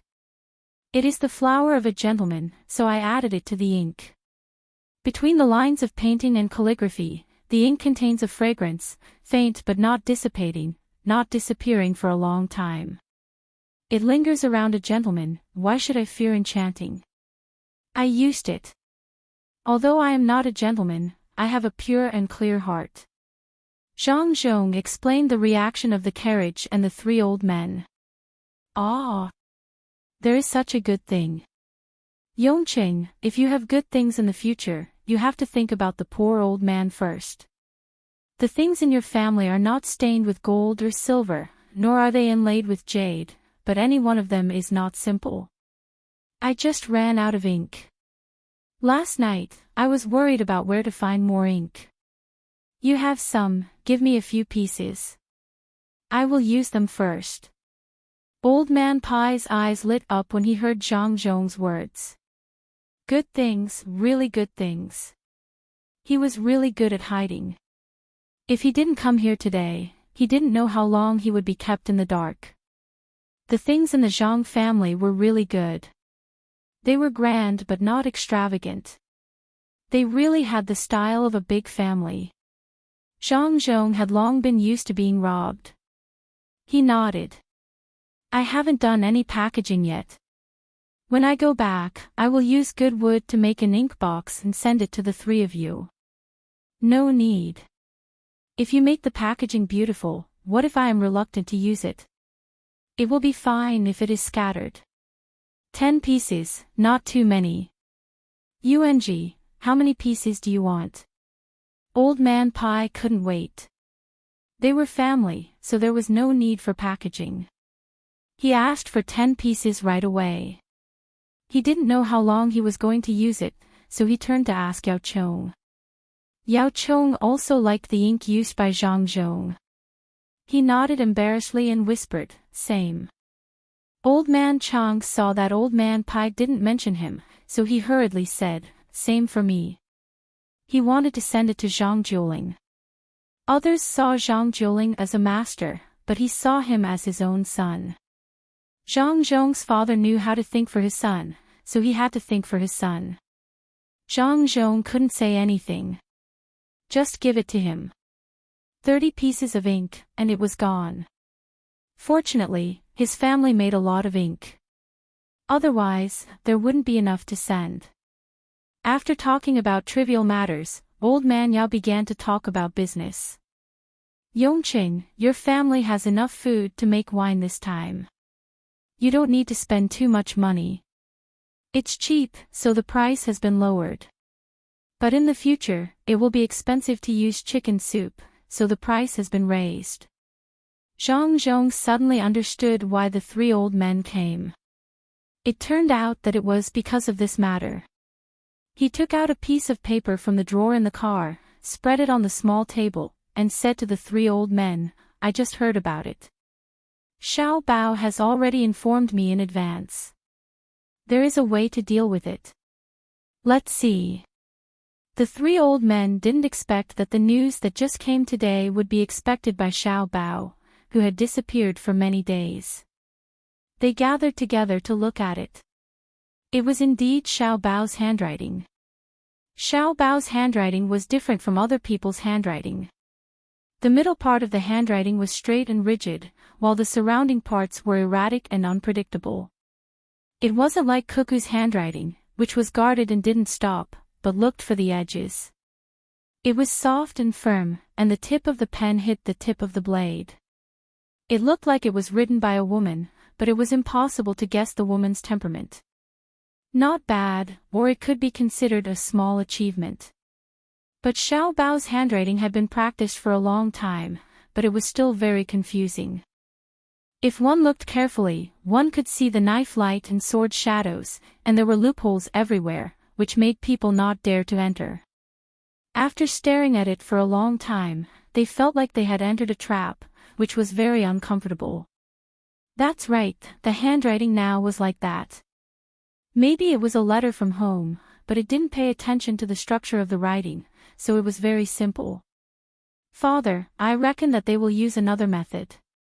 That is, when purchasing food at a high price, they will suddenly lower the price and raise the price of other goods. I thought about it, and with that little trick of theirs, the biggest possibility is that they will raise the price of poultry and livestock to a very high price. It's not a big deal. If it's someone who knows a little about economics, they will think that the other party is trying to change the target of their attack. But what I think is that the other party doesn't have enough funds, so they will release a small amount of goods in anticipation of the next step of raising the price. We can first release the news that there is a large amount of food coming to Jiannan, but we can't really release the food that our family is transporting from other places. Our goal is to give others, other than the other party, the impression that the price reduction was due to our family behind the scenes. Let's not worry about the price increase of poultry and livestock for now. We must stabilize the price of salt and oil first. Especially the price of salt, let them do whatever they want with meat. If the price of food is low and the price of meat is high, then it's fake. If they raise the price of food again after a short period of time, then our family will focus on the transportation of goods. Originally, I didn't want to take it out now, because that would make it seem like I'm using other means in this economic war. Although this is a very normal matter, I don't like it. It's just that the road is being repaired, so it won't be good if we don't take it out. As long as the price of food rises again, returning to the price before the price reduction or even higher, we will take out our three-wheeled truck and directly attack the transportation industry. They will be fools. Just like in normal military warfare, they are playing with unconventional moves. If he wants to build a plank road, we will take drastic measures to deal with him. We will catch him off guard and attack him when he is unprepared. We must not accept the grain they release. It is easy for them to fall into a trap. Son, Xiao Bao. Chapter 648. Old Man Pai and the other two looked at Xiao Bao's straightforward and slightly long-winded words. If it wasn't for the fact that it was Xiao Bao's handwriting, they would have thought that it was written by someone else. After all, this prediction was too accurate. Xiao Bao and Cuckoo were in Tubo, and there hadn't been any news from them for a long time. This was all written beforehand. Is it true that the price reduction this time is only for a short period of time? Are the Tubo people really out of money? Old Man Chang was very confused about economic matters. After reading the letter, he wanted someone to confirm it. Old Man Pai and Old Man Yao also weren't sure if this was the case. They could only look at Zhang Zhong, wanting to see if Zhang Zhong would follow what Xiao Bao had written in the letter. In their opinion, this was a big matter. Zhang Zhong should go and ask the expert behind him. Zhang Zhong had already read the letter several times. It wasn't that he couldn't remember the contents of the letter, but that he wanted to see his son's handwriting. He had already memorized all the plans. Now that he heard the news of the grain price reduction, he immediately ordered people to spread the news. Thus, starting from Idyll, the grain price reduction was acknowledged by the Zhang family. The Zhang family had spent a large amount of money to transport grain from other places. Thus, the grain price had dropped. 3 days later, this news spread to other places in Jiannan Circuit as if it had grown wings. Some people actually sent fast riders to other places to spread the news. It was unknown whether it was because of some special purpose or because they were willing to be good people. Boss Chi was preparing to release grain for 2 more days to create a rush to buy grain. When the time came, he would raise the price and give people the impression that it wasn't a problem of the grain price, but that Jiannan Circuit really didn't have any grain. This would cause the people to temporarily stop their usual habit of buying grain bit by bit, and turn it into an explosive stockpile of grain. In the end, before he could completely release the news on his side, the news of the Zhang family releasing grain came from Idyll. When he first heard this news, Boss Chi was really shocked, thinking that the Zhang family was really releasing grain. But after thinking about it, he realized that something was wrong. Zhang Zhong had opened the Chongping warehouse in Idyll. There seemed to be a lot of grain, but when it was spread to the entire western region of Jiannan Circuit, it wouldn't be of much use. It could only be used for emergencies. The other prefectures also had Chongping warehouses, but unless it was a disaster, they did not dare to open the warehouses as Zhang Zhong did. Only when there was an emergency would they take the risk of sending memorials to the capital requesting to open the warehouses while opening a small amount of grain to release. Another possibility was that the Zhang family had transported grain from other places. This was even more impossible. The Zhang family's ships would inevitably pass through Idyll, and he had his own people there. If there really were a large ship transporting grain, someone would have already warned him. I understand. Zhang Zhong wants to use my hand to make a good reputation for himself. So that's how it is. I was wondering when the Zhang family would have grain. Humph. What a good idea. After thinking about it, Boss Chi finally understood the reason. He felt that Zhang Zhong was using his hand to gain benefits. After hearing the news, the other merchants gathered to discuss the matter with Boss Chi. When they heard Boss Chi's words, they revealed a look of realization. Boss Chi, should we stop releasing grain? Otherwise, all the good reputation will fall on Zhang Zhong's head. At this time, one of the merchants opened his mouth and asked. The other merchants were also waiting for new orders. They now thoroughly knew what kind of person Master Chi was. Each of them was filled with regret, but there was nothing they could do. They had bet their own family's wealth on this. If they didn't succeed, they would lose everything. Without money, they wouldn't be able to find servants at home. They wouldn't be able to raise their children, wives, and concubines. Most importantly, those who were very respectful to them in the past would look down on them. This kind of thing couldn't happen. Even if they were helping Tubo to deal with Great Tang, as long as they weren't caught, once they succeeded, they could bring their family to hide or give some money to settle the matter. Of course, this was what most of the merchants thought. There was a small group of people who were unwilling to deal with their own country. They wanted to stop now, but it was too late. Their families were already under the control of others. Even they were restricted and weren't allowed to leave too far away. Zhong Gang was one of the small group of merchants. He wanted to spread the news as soon as possible so that the people of his country could be prepared. Even if he would lose a lot because of this, at least he wouldn't have to live in regret for the rest of his life. While the others gathered around to discuss how to deal with Zhang Zhong, he also said to a brother who had played with him since childhood, "Little Chong, help me think. How can we let the officials here know about this news? You usually have many ideas, even when we make money together, we listen to you." The person who was called Little Chong looked at the merchants in front of him and then glanced around. He also replied in a small voice, "The gang, don't be anxious. Based on my feeling, there's no need for us now. Zhang Zhong has already made his move. It seems like he hasn't done much yet.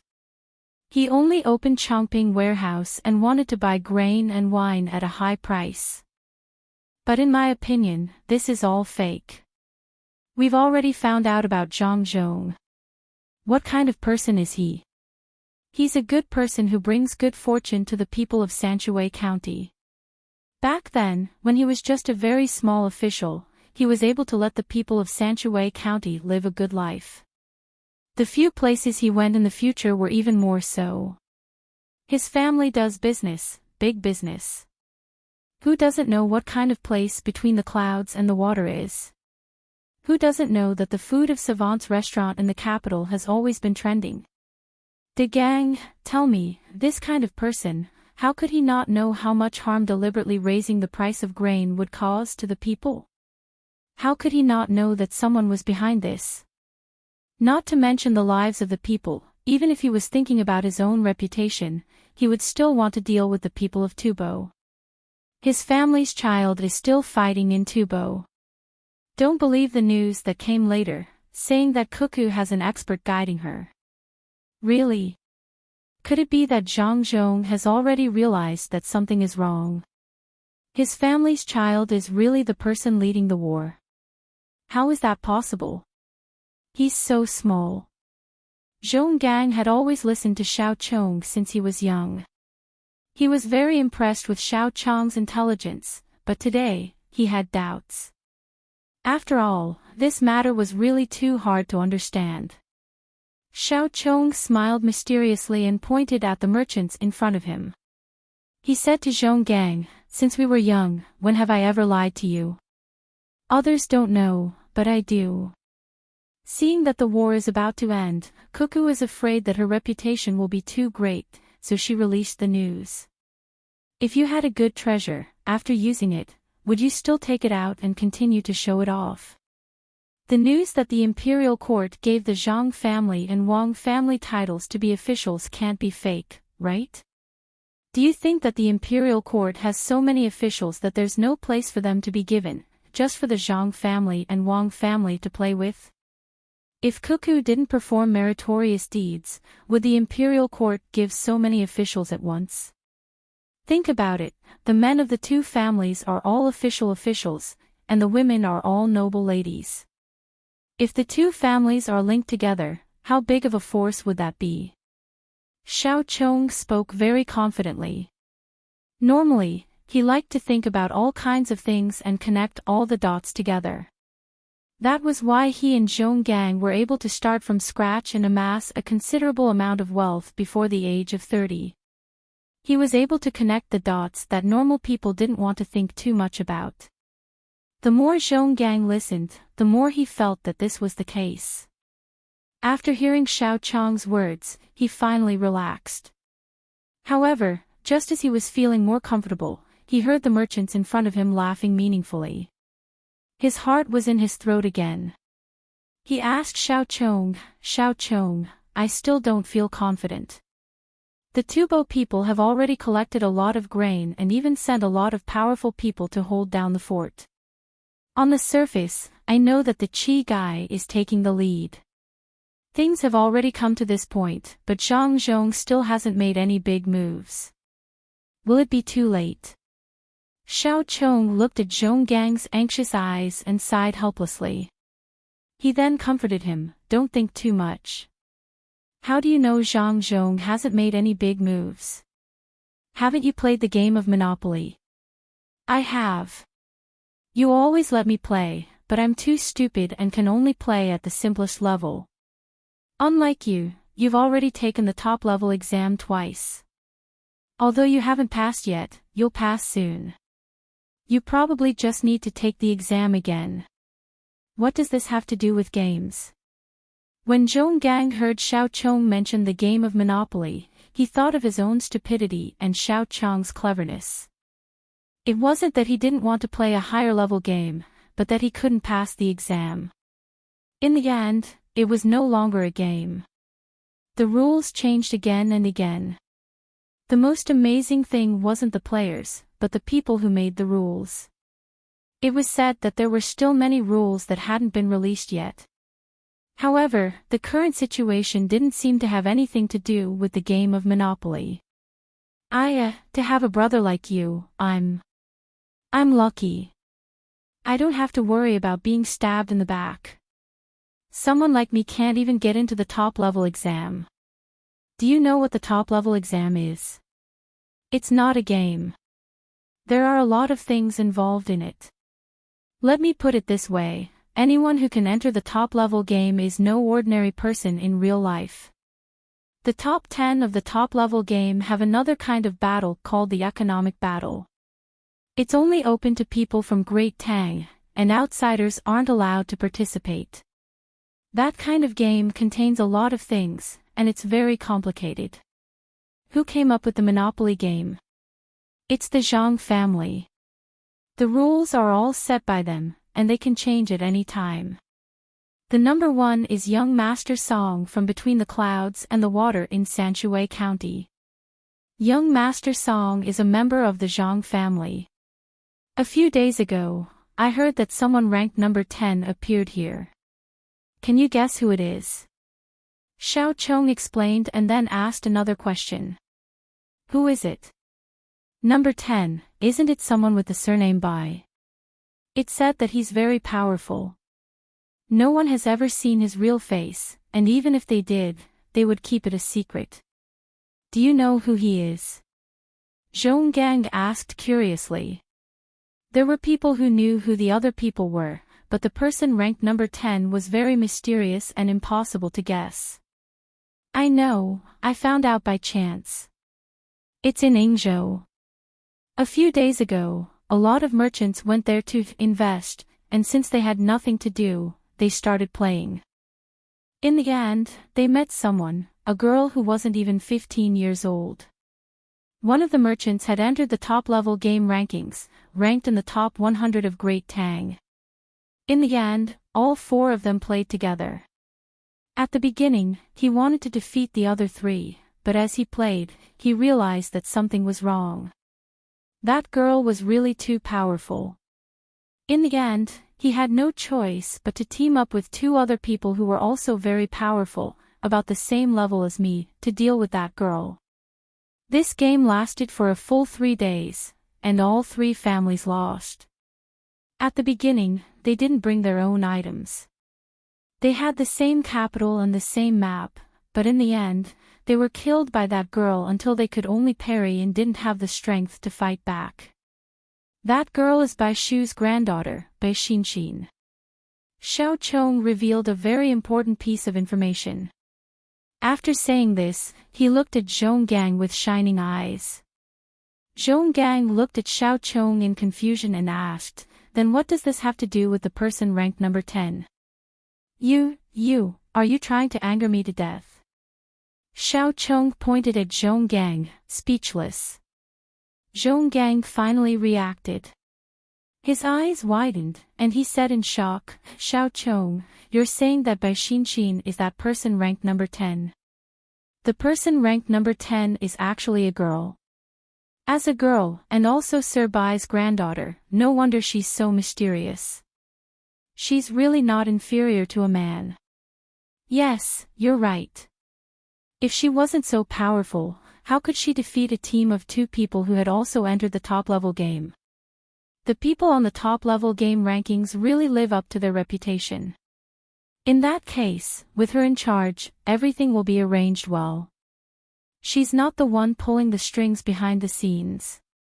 After she beat the 3 of them, she said something. She said that she was nothing, and that even the number 1 young master Song was nothing. They were still playing, and that the truly powerful person wasn't even on the leaderboard. That person, even if the top 10 people combined, with the entire world as a whole, they still wouldn't have the courage to face him. He's already mastered the art of economy to perfection. Xiao Chong said with a face full of yearning. He really hoped that one day he could enter a top-level game and meet the heroes of the world. It would be best if he could first play a game with Bai Xinxin and see what kind of ability the person ranked number 10 had. Zhong Gang didn't think too much about it. He couldn't enter the game anyway, so he wouldn't have a chance to play with that person. Once the person reached a certain level, he would no longer be an opponent, but an existence to look up to.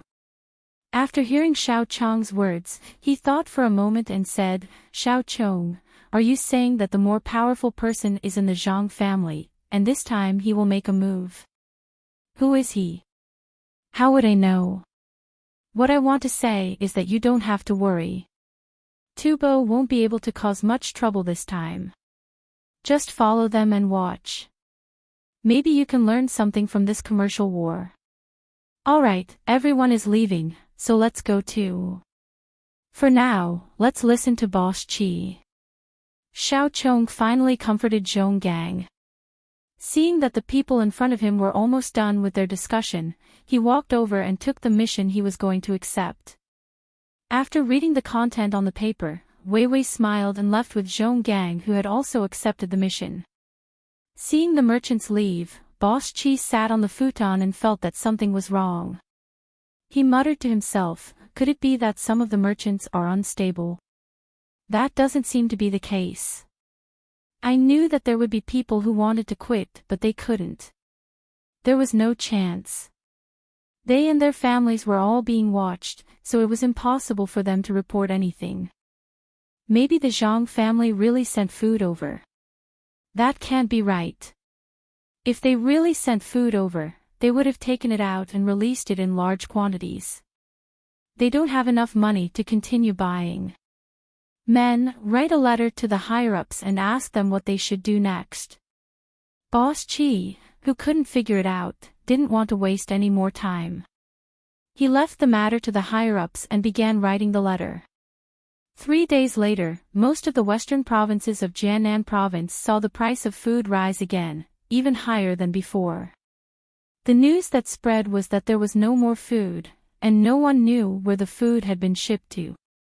The commoners who were eating Chongping Tsang's food, as expected by Boss Chi and the people behind him, began to buy irrationally, changing their previous habit of eating little by little and buying little by little. Only the price of salt and oil didn't fluctuate too much.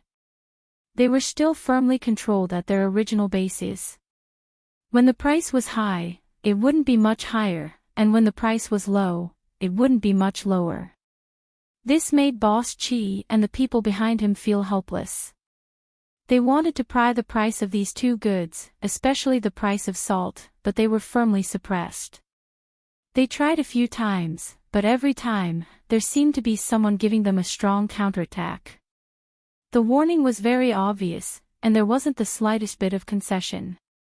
They threw in 10,000 strings, but it was like a drop of water thrown into the ocean, not causing the slightest ripple. It was precisely because of this that the people behind Boss Chi faintly felt that something was wrong. He had seen the methods of the other party during the salt price fight. Steady, accurate, and ruthless, and he couldn't find any loopholes. He really couldn't figure out who was behind this. After all, he was someone who had been lying in ambush in Great Tang. He had an identity that others didn't know about. He was also a tycoon who had transcended the game, and he was ranked 11th. He didn't enter the top 10, but he reckoned that this was the case.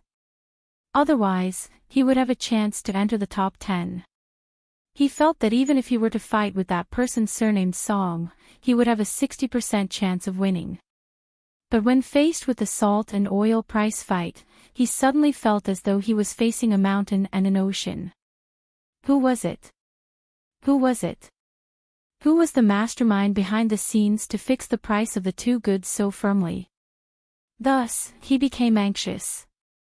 He wanted to end this economic war with Jiannan Circuit as soon as possible so that he could reinforce his country. He couldn't delay any longer. If that person were to make a move on the grain price and livestock, he didn't have the confidence to win. The price of grain in Jiannan Circuit quickly rose, and it continued to rise. The commoners rushed to buy it, and among those who had grain, a small portion of them still kept it for Zhang. Zhang Xiaobao was prepared to give them more benefits after this matter was settled, and half of them sold their grain to the merchants led by Boss Qi. As for the remaining portion, they took out their grain and sold it themselves. The entire western region of Jiannan Circuit was in a precarious situation, and there were already officials who had written memorials and sent them to the capital, asking if the capital would allow Changpingshan to be used. The leading official in the capital, Li Longji, wasn't anxious at all. According to Zhang Jiuling's words, with the Zhang family overseeing the situation, if they still needed to use Changpingshan, then they would be underestimating the great Tang too much. Let the Tubo people play, and this was a good opportunity to let them experience what an economic war was. As a result, many letters were sent back from the capital to the Jiannan Circuit, telling the officials not to worry about it. During the purchase and sale of large quantities of grain, they would collect the necessary taxes and provide the necessary tools. However, a portion of the taxes collected would be handed over to Zhang when the time came. When the officials saw the situation in the court, they weren't anxious anymore. Although they still had to pay Zhang a portion of the taxes collected, it wasn't a big deal. After all, the price of grain was high, and so was the tax. It wouldn't be a loss to give the higher portion to Zhang. Amidst the high price of grain, the Zhang family made a move and began to sell tricycles. The cost of making a tricycle wasn't low, and many local craftsmen were hired to work on it. The price of a single tricycle was enough to buy 2 horses. The Zhang family directly sent these tricycles to the temporarily established car shops in various places and rented them to people who needed to use them. They were free of charge for maintenance as long as each person paid 10 copper coins a day. If the business wasn't good, they were allowed to delay the payment for a few days. The tricycles were all handmade, and they used bearings and chains. Although it was difficult to travel on other roads, it would be easier to travel on new roads in the future.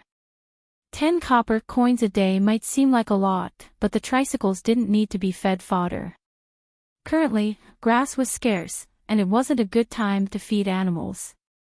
Not to mention, if any animal became thin, they would have to feed it with beans or even eggs. More importantly, the 10 copper coins a day wasn't paid for nothing. After paying a certain amount, which was the cost of building the tricycle would belong to the individual and they wouldn't need to pay for it in the future. The common people didn't know about the internal war and thought it was very normal.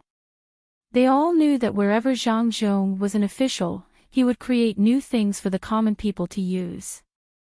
They were all very useful things. Moreover, the Zhang family didn't gain much from this. The Zhang family was a good official and a good family. Therefore, many people who originally wanted to spend a lot of money to buy animals didn't buy this time.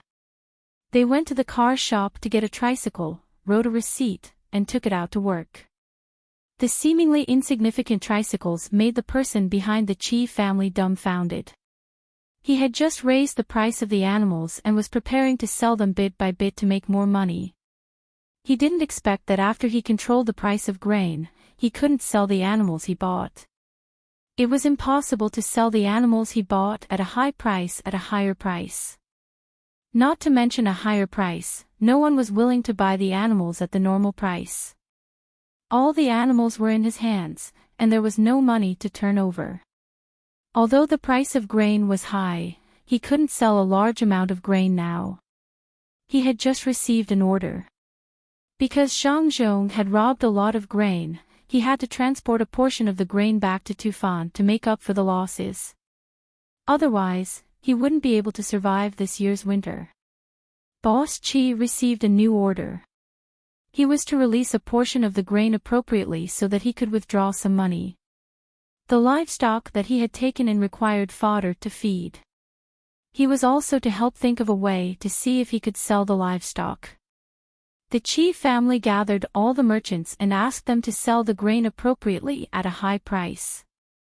In the end, just as the merchants made a move, the Zhang family also made a move. Originally, there was only information about the grain that was shipped from other places, but there was no grain. This time, there was something. The grain that was collected from other places had been parked outside Idyll by ship. They didn't enter Idyll at all. Now, they could enter. Actually, this batch of grain wasn't a lot, but it was used at the right time. Zhang Zhong released the news that the price of grain was still the same as before. If anyone wanted to buy, they could sell as much as they could. After this batch came, there would be a few more batches coming back. The Zhang family had a lot of ships. Actually, there was only one batch. When the news was released, the commoners didn't know about it. The commoners who rushed to buy the grain a few days ago regretted it and were unwilling to buy more. The chief family and the other merchants realized that they couldn't sell the grain. They could sell it, but they had to lower the price again and again. If this blow made them feel that something was wrong, then after Zhang Zhong took some money and bought all the grain from the commoners who were willing to leave the grain for him and sold it at a lower price, the chief family and the others couldn't buy any more. They kept the grain that was at a high price and couldn't sell it, so they had to lower the price. However much the price was lowered, they had to pay for it. After a few rounds, it was already the beginning of winter.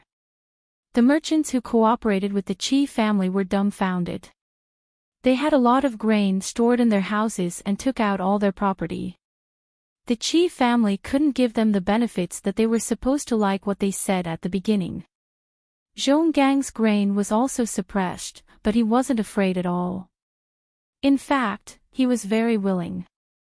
After all, he was from Great Tang. When he saw that the Tubo people didn't get any benefits, he was very happy.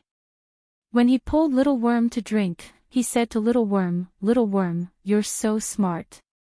It's really like what you said." The Zhang family made a move. Originally, we couldn't see anything when they didn't make a move. Now that they've made a move, they immediately made the Tubo people suffer a big loss. I heard that they have a lot of livestock that they can't sell. What do you think they'll do next? Zhonggang felt that he had never been in such a good mood before. He drank a few bowls of wine and in a daze, his body relaxed. Little Worm also drank a big bowl of wine. He burped and said, "What am I? I just saw that Zhang Zhong would make a move, but I definitely didn't expect that they would make a move like this."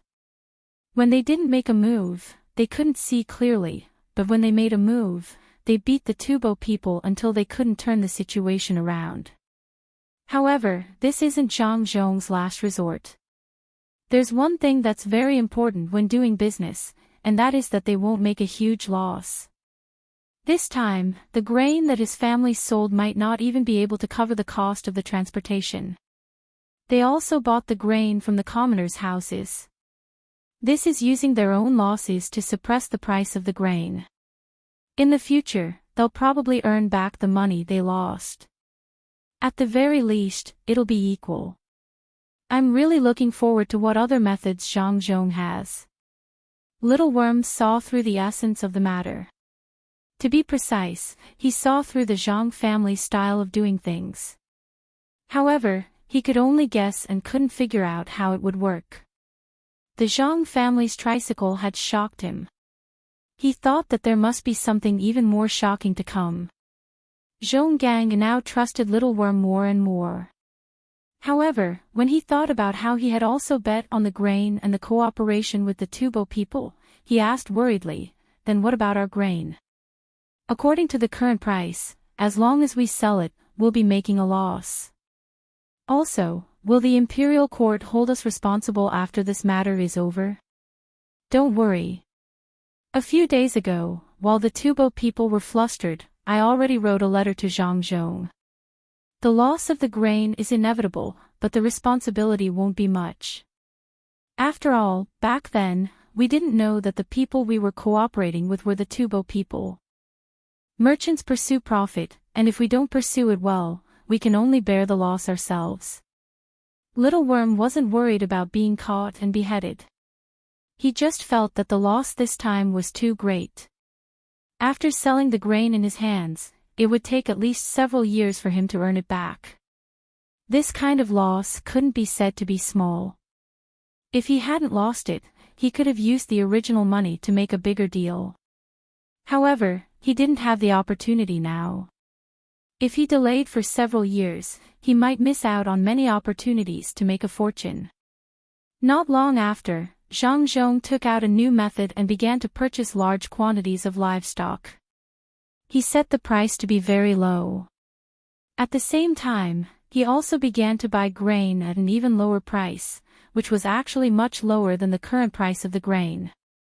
At the same time, he marked out a piece of land on a mountain in Wing Prefecture to be used to grow special medicinal herbs. The merchants seeking cooperation in Jiannan province would invest in this land together. The price of this land wasn't low. Zhang Zhong didn't use administrative means to obtain it himself, but rather wanted to buy it together with other merchants.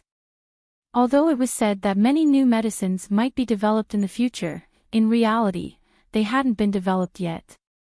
They were just using this as a means of publicity. Of course, they would study it in the future. The medicinal herbs here were indeed good, but the risks would also be borne by the merchants. Zhang Zhong came out with a special plan, which was how to research the medicine and how to grow it. The initial income would be from selling ordinary medicinal herbs. Later on, when the research was developed, there would be more money to be earned. It would be a lie if the merchants said that they weren't tempted. The merchants who were cooperating with Zhang Zhong took out a portion of their money for him to use. The merchants who weren't cooperating with him were also anxious, especially the merchants who were buying grain. They really wanted to make up for their losses by cooperating with Zhang Zhong. After all, the business of the Zhang family didn't seem to be losing money. It would be very good to follow the Zhang family, but they didn't have money, so they could only buy grain at a high price. Each and every one of them was pondering whether they should sell the grain at the price Zhang Zhong offered and use it to invest. Even if they only sold a portion, they would lose a portion.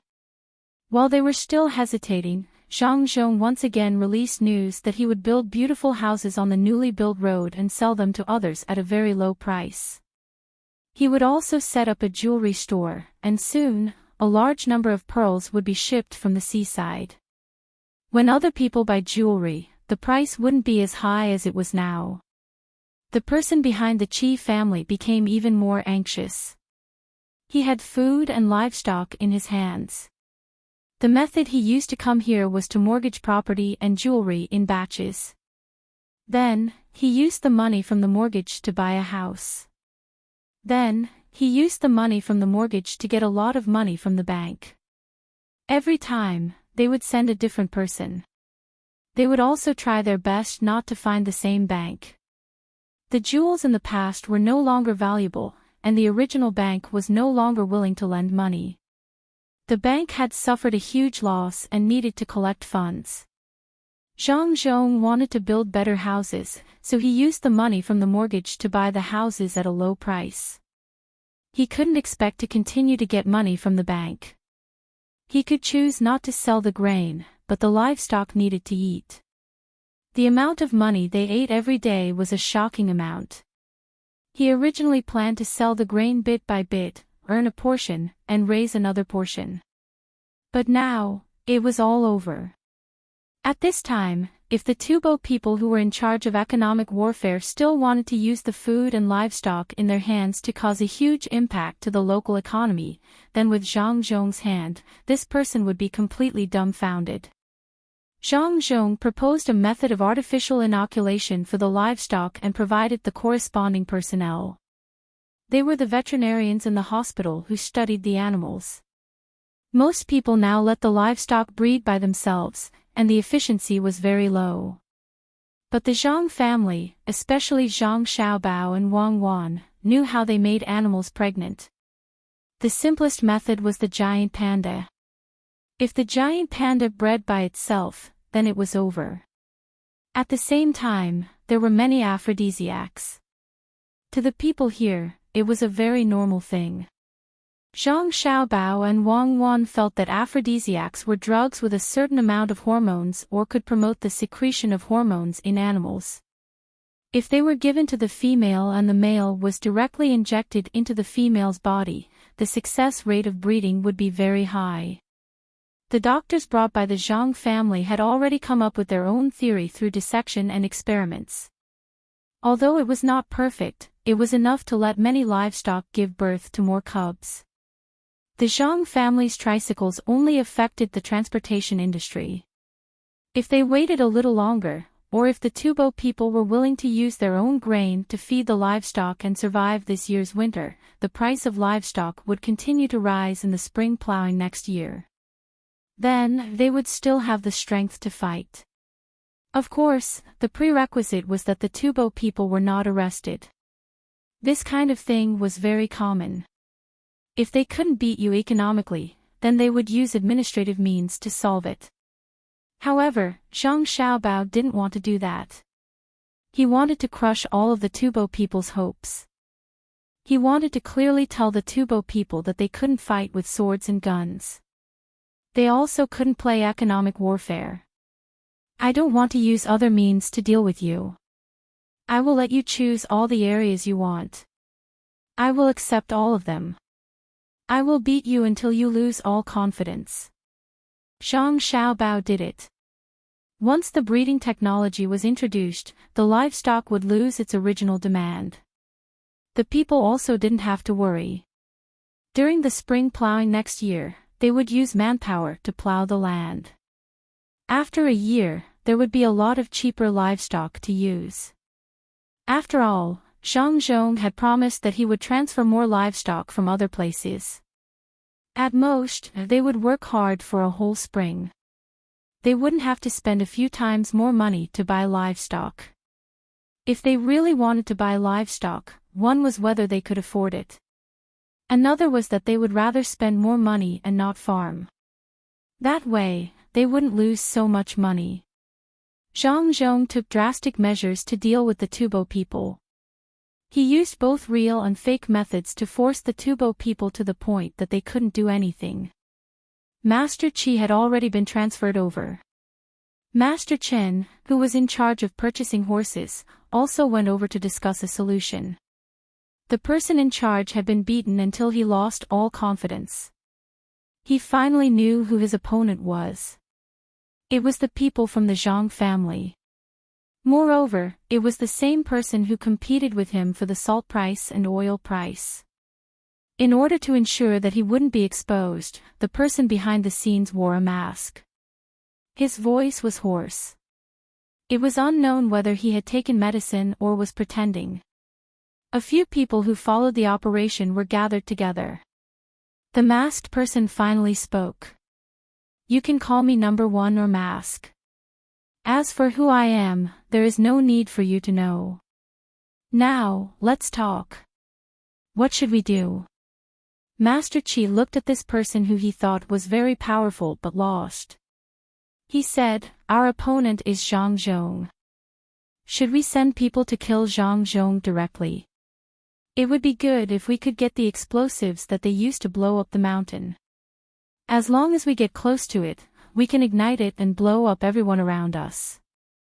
Number 1 turned and looked at Master Qi. Don't say such things in the future. I don't want to hear it. Do you think Zhang Zhong is so easy to assassinate? How many people do he have to protect him? Don't even mention the explosives. They purposely let us send people to steal them so that we can expose more people. Master Qi lowered his head. Number 1 was right. His idea couldn't be realized. However, he was a little unwilling to accept it. Perhaps he saw through his thoughts. A person who cooperated with Old Master Qin said to him, "Even if we can kill Zhang Zhong, we can't do it. Cuckoo will go crazy. She will gather all the money in her family and desperately prepare an army. When the time comes to attack Tubo, no matter how many people we lose, we won't be able to stop her. Now, she is only following orders. She won't sell her family's business for the final attack. Just wait for her to come back. I think the Tang dynasty is preparing to hide her. Don't use her for now. Tubo can use this opportunity to develop. When we have more powerful people, we won't have to be afraid of her anymore." Yes. When Master Qi heard someone mention Cuckoo, he felt hatred and helplessness. The current situation didn't allow Tubo to really force Zhang Zhong and Wang family to gamble with their family's business and launch a crazy attack. If she really did it, then even if Tubo won in the end, they would lose the opportunity to develop. They wouldn't be able to catch up with the Tang dynasty. When the Tang dynasty sent troops over, they wouldn't have any chance of winning. Old Master Qin was the most worried. He was in charge of the animals that he bought. He had to find someone to look after them and think of a way to get food to feed them. He had to spend money and worry about it. Especially under such circumstances, he had lost weight. He looked at number 1 and said, "What I want to know is, who is our opponent? Is it the top 10 people in the so-called Monopoly game?" He couldn't help but admit that Monopoly was a game. Because all the powerful people on the list were equally powerful in real life. When one reached the top, it wasn't a game anymore. It was like a school for economic advancement. According to the popular words of the Tang dynasty, it was to systematize and rationalize the economic path. Old Master Qin felt that only such a person could defeat number 1. He didn't know that number 1 was also on the list and was close to the top 10. He was hiding his strength. Number 1 looked at Old Master Qin. He knew that this Old Master Qin didn't believe in his ability. He sneered and said, "I can tell you clearly that my opponent is definitely not someone on the list. So what if he is in the top 10? Even if he, Song Jinggong, the number 1 person on the list, came here and was my opponent, he wouldn't be able to do this."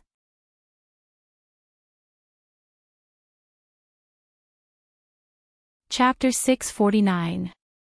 When number 1 mentioned this matter, he couldn't help but tremble. When he was sent to the Tang dynasty, he was very smart and very talented in this thing called economics. After he hid in the Tang dynasty, he did a lot of business and earned a lot of money. Now that he had taken it all out, he was probably going to lose it all. When the Monopoly game was first released, he thought that it was a game for children and didn't take it seriously at all. However, later on, the rules changed and there were various levels. Only then did he come into contact with it with the intention of playing. When he started playing, he realized that things weren't as simple as he thought. That's right, the lowest level of the Monopoly game was really meant for children to play. However, the higher the level, the more different it became. It had already transcended the existence of the game. When it reached the top level, it would be completely different. It had nothing to do with the game at all. All the operations were based on reality. There were all kinds of rules inside. If one wanted to play well at that level, they had to be very powerful in reality. Even so, he wasn't worried. Ever since he entered the rankings, he realized that he had the ability to fight with the people in front of him. He wasn't afraid of anyone, even the person surnamed Song, who was ranked first. Therefore, he once again underestimated this game, especially the person who made the rules. The rules were not comprehensive at once, but gradually improved as the game progressed. In his heart, if he couldn't make all the rules at once, then it wasn't a skill. If he had enough time, he would be better than this person. However, in this economic war, he finally understood that his opponent must be the person who made the rules of the game. This was because he saw a lot of things from it. He understood why the rules kept changing and gradually improving. It wasn't that that person didn't want to fix the rules the first time, but as new things came out, the original rules couldn't be used anymore. Rules were perfected with each new thing. That person must have thought of this back then, so leaving a loophole in the rules was not for others to take advantage of. Of course, it was your ability to take advantage of it. The most fundamental reason was to encourage people to discover more new things. This was a kind of broad-mindedness, leaving hope to others, and then telling everyone involved that they were the ones who made the rules. If they wanted to join, they had to understand more of the current affairs, or else they could only play along with others. This kind of system was set up to nurture more outstanding talents. That person seemed to really want someone to surpass him one day and surpass him. He sacrificed his own interests to pave the way for others. Therefore, this person did not enter the list because he was afraid that others would lose again and again when facing him and lose the confidence to advance. This person would always hide behind the scenes. Only when the rules were being perfected would he quietly come out and take a look around before continuing to retreat. He was someone who truly cared about the country. His breadth of mind was already shocking, but what surprised him even more was his methods. This time, he had lost without resentment. When he manipulated the salt price and oil price, he had already been warned. He was the one who refused to accept it. When he was worried, he still wanted to compete. If he had retreated at that time, he might have been able to make some money, but he wasn't confident. The result was the current situation. The other party had made a move. When he didn't make a move, he was as quiet as a virgin. Once he made a move, he was like a goshawk catching a rabbit. It was a pity that he didn't have the ability to do that. A master. With such a master in the Tang dynasty, there was no need to rely on economic means to attack in the future. It was useless. He was not at the same level as that person. It was like an adult playing with a child. No wonder he didn't enter the list. If he was on the list, how could others live? Thinking about it, number one forgot about the matter in front of him. He sat there, looking at the door in a daze. The others didn't know how big of a blow number one had suffered. They thought that number one was thinking of a way to defeat the other party, so they didn't dare to disturb him and just waited quietly. It wasn't until the sound of an unknown bird came from outside that number one broke free from the state of fear and found that his clothes were wet at this moment. Mask, have you thought of a good idea? Old Master Chen saw number one turn around and asked. The solution is to immediately sell all the food and livestock at a low price to Zhang Zhong. We will take the rest of the money and run away. I will personally ask for punishment from my country. This time, it's not your fault. It's all because the opponent is too strong. Number one sighed and said to the others. Everyone was stunned. Run. If we sell it at a low price, we will lose a lot. We will lose at least half of our original capital. This is the loss after we used a special method to transfer more of the risk to the local bank. Otherwise, if it was all our money, we would really lose everything. Can't we think of another way? After all, the food and horses are in our hands.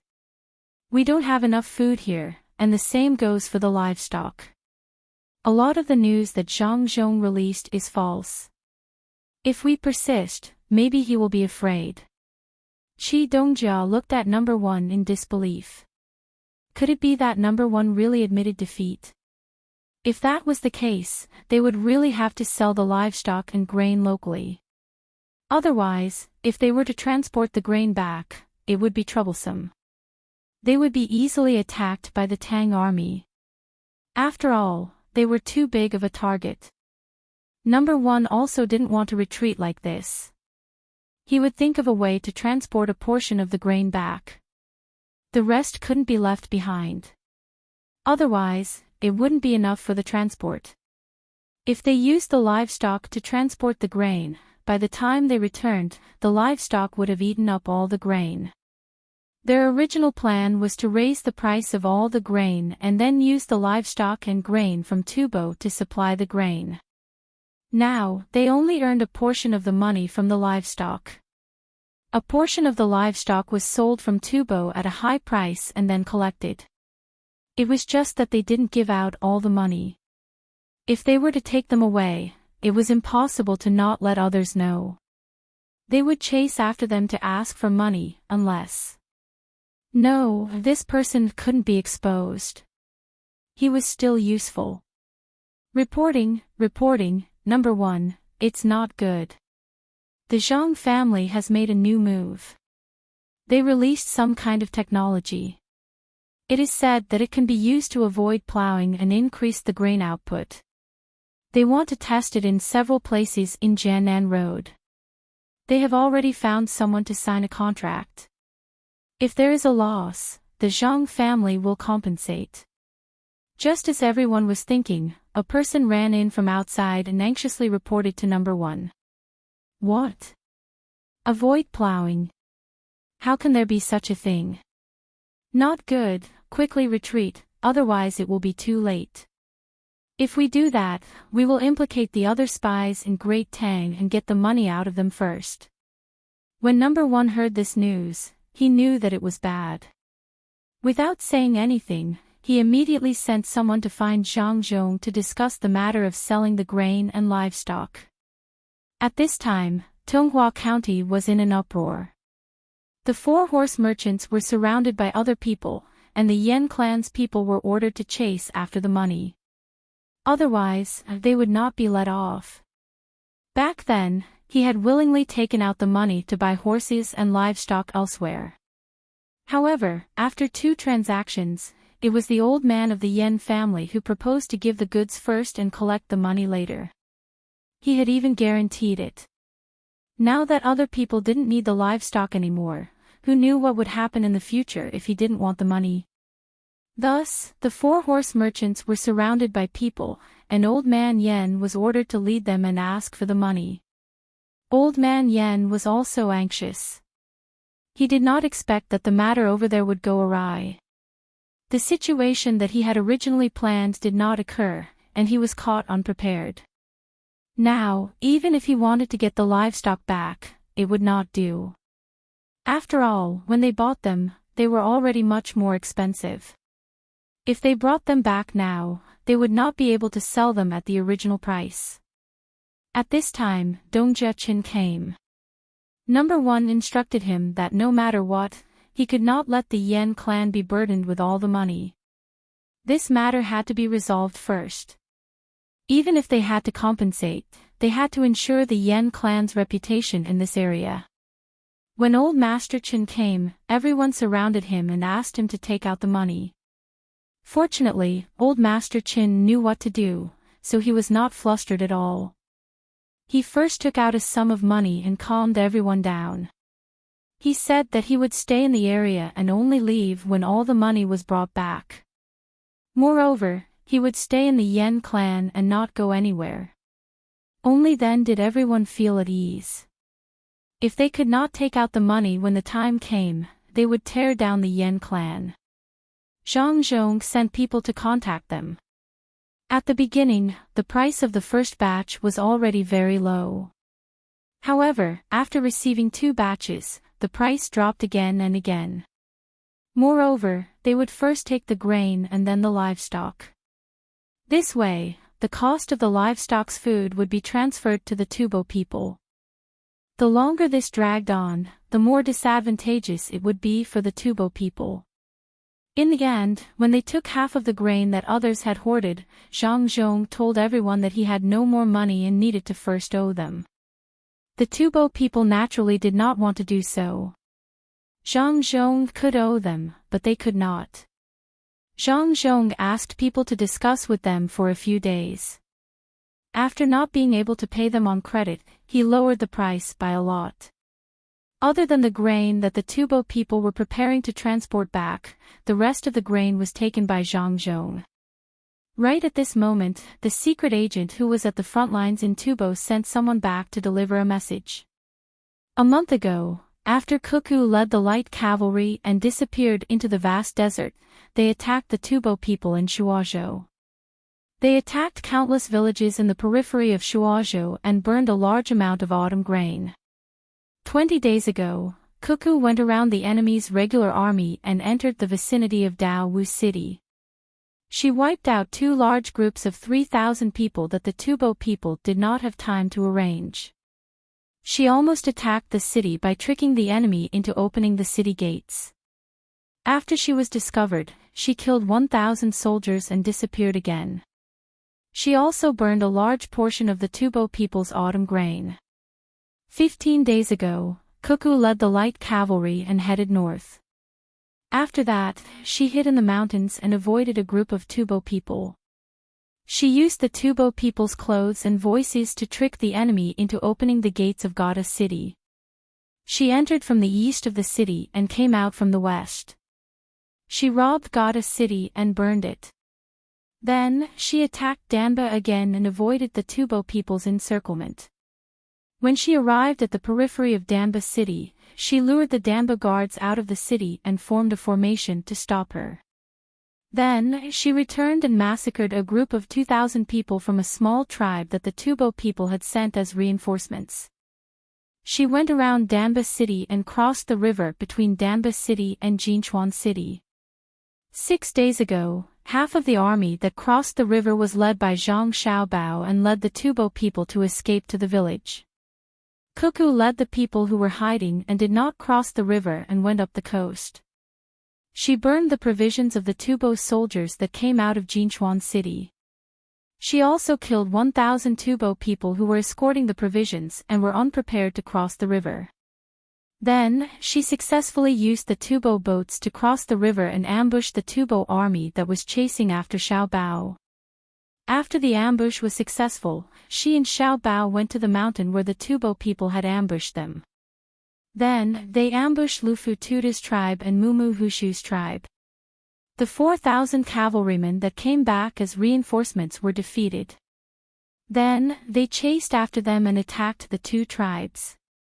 2 days ago, Cuckoo brought people to the village and lured the Tubo cavalrymen that were sent to attack them. She burned the cavalrymen and killed all 5,000 of the Tubo cavalrymen. Then, she brought the remaining 6,000 light cavalrymen and the 10,000 elite soldiers that were deployed earlier to attack Mumu Hushu's tribe head-on and disappeared into the Tubo territory. When this news came out, Pingzhou, which was the first to know about it, was in an uproar. Especially the officials. They never thought that Cuckoo would be so daring as to go deep into the Tubo territory. She fought and ran at the same time, fooling the Tubo people. In the end, she ran back and killed 5,000 Tubo cavalrymen and defeated Mumu Hushu's tribe head-on. The most important thing was not how many people were killed, but how much food was burned. Tubo was finished. This year's winter was completely over. There was definitely not enough food for them to eat. They could not rob the border like before. The only way was to rob the other country's food. It was estimated that they would lose a lot of soldiers. The officials knew the general situation. The commander there was Cuckoo. The Tubo people also said that it was Cuckoo. They would not admit that there was someone more powerful. The first thought that appeared in the minds of the officials here was that they must send the taxes collected this year to Zhang Zhong in time. They must be more proactive and not wait for Zhang Zhong to send people to urge them. It would be easy for Zhang Zhong to misunderstand that they did not want to give the taxes to him. Then, what would happen to his daughter-in-law when she returned? Also, the officials were worried about Cuckoo. The Tubo people were killed until their eyes were red. There were so many of them, but they could not catch a little girl. The little girl came and went as she pleased. They sent out many soldiers to block the entrance. No matter what, they could not let Cuckoo escape. The officials were all afraid that Cuckoo would be blocked. At this time, Cuckoo was suddenly very contradictory in their hearts. She was not a demon, but a little girl who was going to be bullied by many adults. A very cute little girl. Zhang Zhong was also worried. He did not expect that his daughter-in-law could be so good. After disappearing for such a long time, she shocked everyone when she reappeared. He was really afraid that his son and daughter-in-law would be blocked. After all, the Tubo people had crazily arranged layers of heavy soldiers in Pingzhou.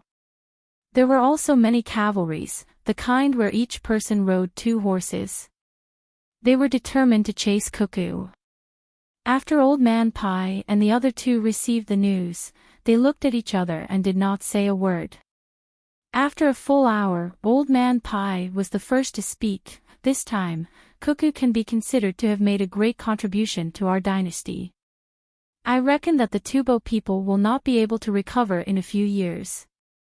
It is not only the provisions that were burned, but also the morale of the soldiers.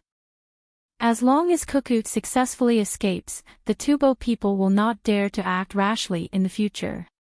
Even if other people use Cuckoo's flag, they will be able to scare off a small group of Tubo troops. That's right. No wonder Xiao Bao and Cuckoo wrote a letter back and asked this side to say that the general leading the troops was someone else. It turns out that Cuckoo wanted to make a big move at that time. She really succeeded. She made use of the speed of the cavalries and made the Tubo people unable to react in time. She specifically attacked places that others would not expect. Old Man Yao also said happily. Old Man Chang appeared to be very anxious. He urged at the side, we should let Pingzhou send out troops to help Cuckoo come back. We can't just ignore her. The Tubo people have blocked most of the roads. That's right. If we don't send out troops to help, Cuckoo will be in trouble. We can't let our hero be sad outside. Old Man Pai made a decision. Old Man Yao immediately asked someone to bring the 4 treasures of the study and prepared to write a letter to the people in Pingzhou. This time, he was using his own name to request Pingzhou to forcefully send out troops. Even if he was impeached by the imperial court, he would do it. However, he believed that the imperial court would not say anything. He thought that even if he sent the news to the imperial court, the emperor would also think the same. However, there was not enough time. Who knew what situation Cuckoo was in right now and where she ran to? If she was one day late and was surrounded, wouldn't he regret it to death? Just as Old Man Yao was writing the letter, another news came from Pingzhou. This time, it was not from the Tubo people, but from Shui Yunlai.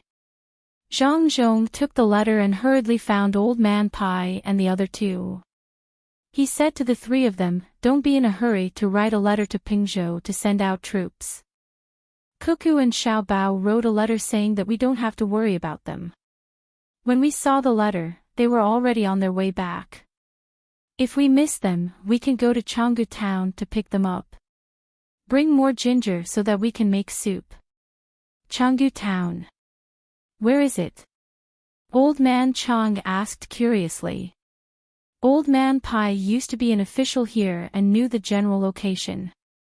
When he heard that it was Changgu town, he immediately knew why Cuckoo and the others had returned. He said, Cuckoo and the others were preparing to cross the Great Snow Mountain.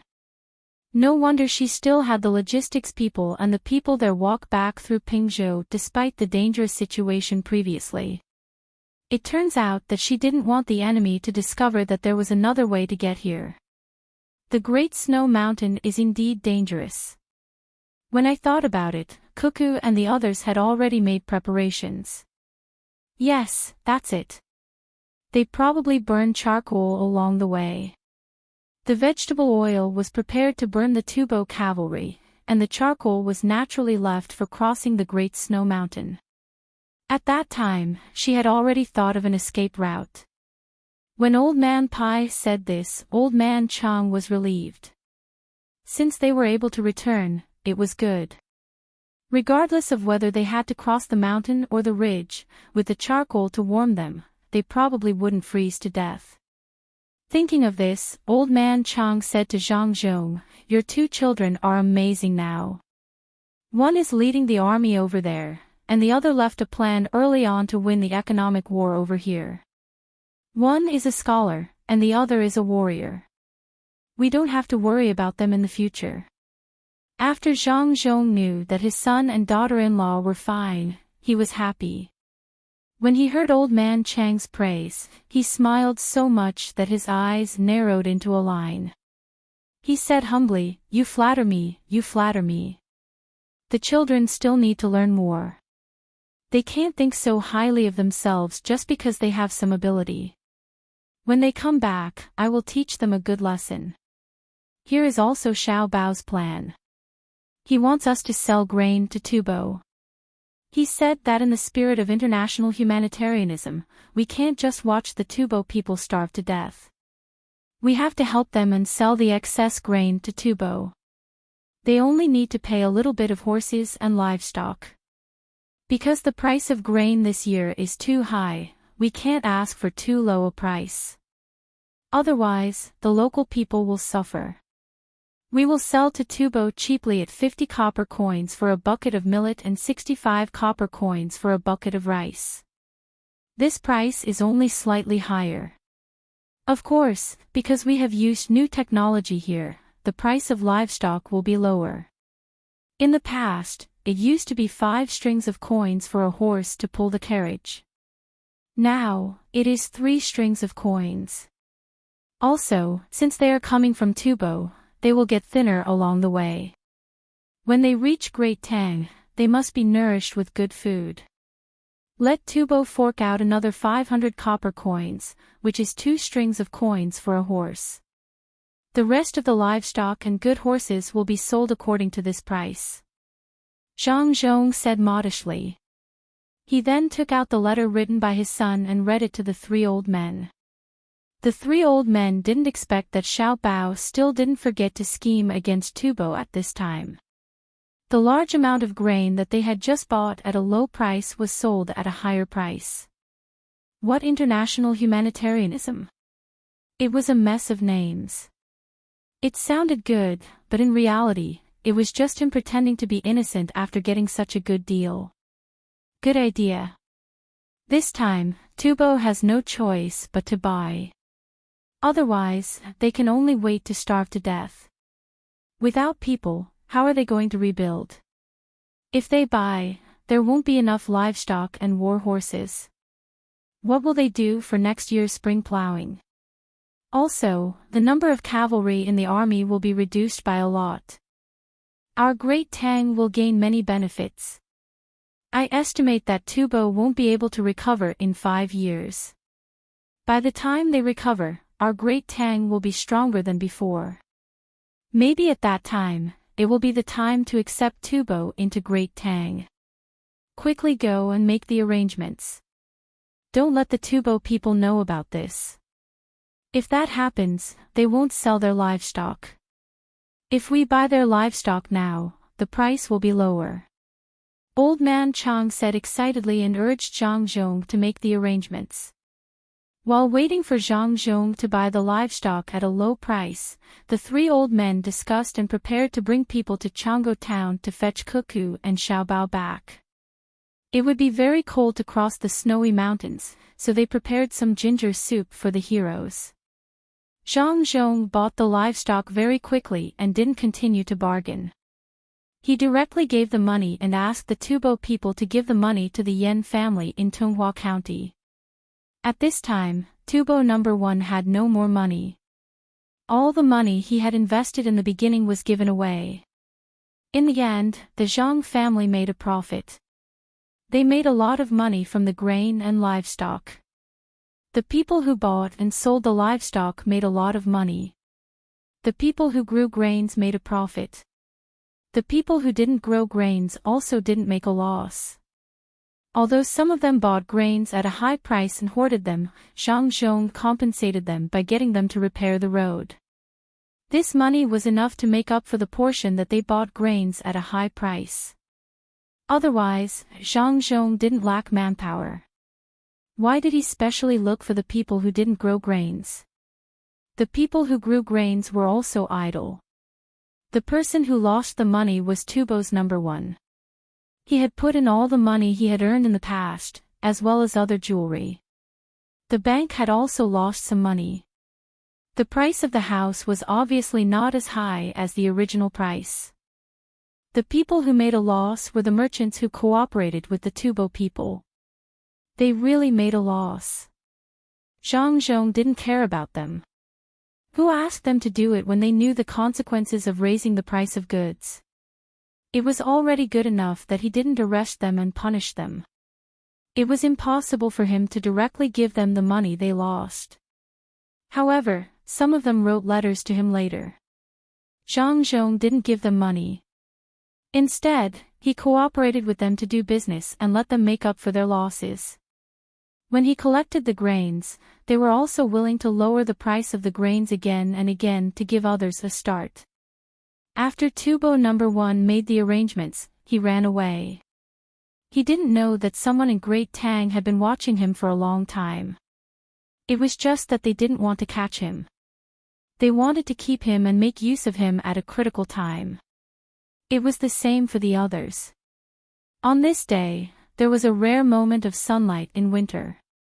The people were busy repairing the road and the merchants were also doing their own business. Zhonggang and Little Chong were about to reach Yingzhou. They were invited by Zhang Zhong to discuss a business deal. If it wasn't because they had money, where would they have money? They had already lost it. When Zhang Zhong gave them their name cards, he had written it very clearly.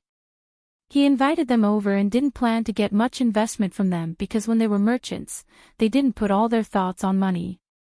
At the very least, they were still patriotic when it came to selecting seeds. With this patriotic heart of theirs, they would be given a chance. Little Chong, does Lord Zhang really know everything? So he already knew about this matter but didn't say anything. I thought he knew. Zhonggang, who was sitting in the carriage, was so happy that he couldn't sit still when he realized that there would be a good business deal in Yingzhou with the Zhang family. He hated that he couldn't grow a pair of wings and fly to this place as soon as possible. Little Chong was also happy. He said to Zhonggang, "The gang, now you know how powerful the Zhang family is, right? They know everything, but they don't say anything. They'll make trouble for whoever participates in it. Right now, I want to go there and have a fight with Bai Xinxin.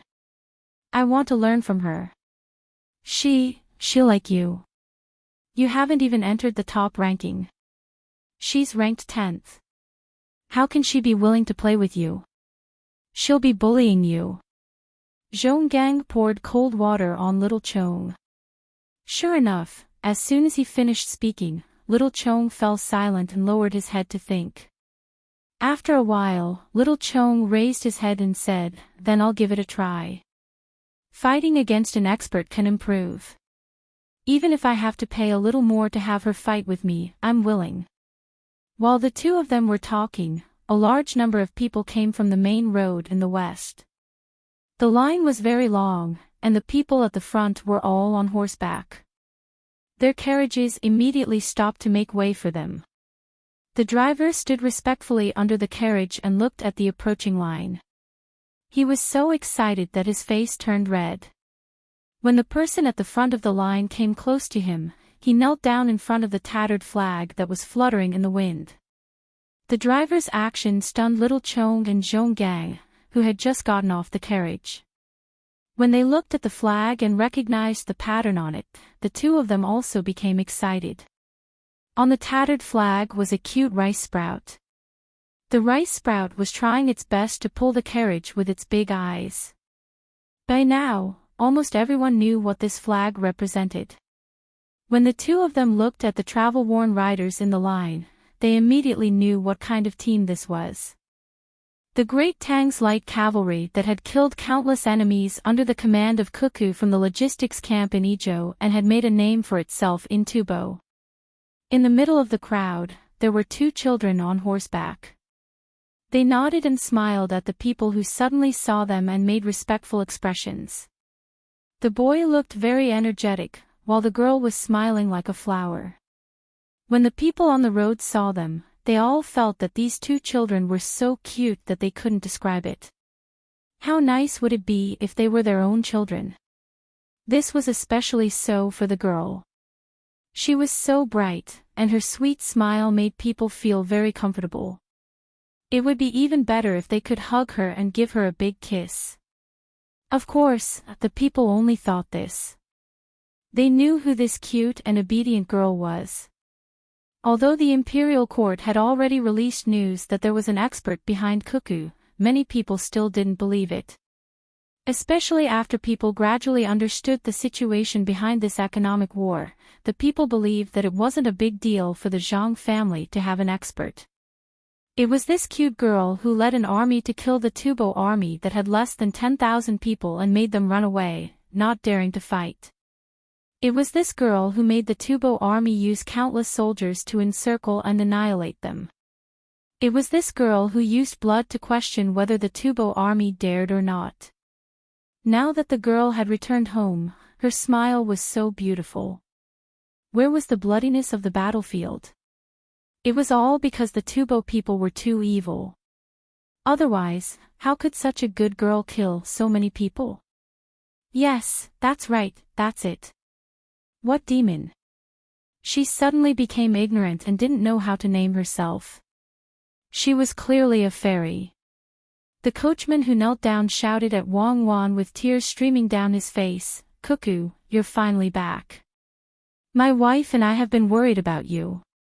We were afraid that you would be blocked by people. It's good that you're back." Wang Wan was stunned when she saw this person.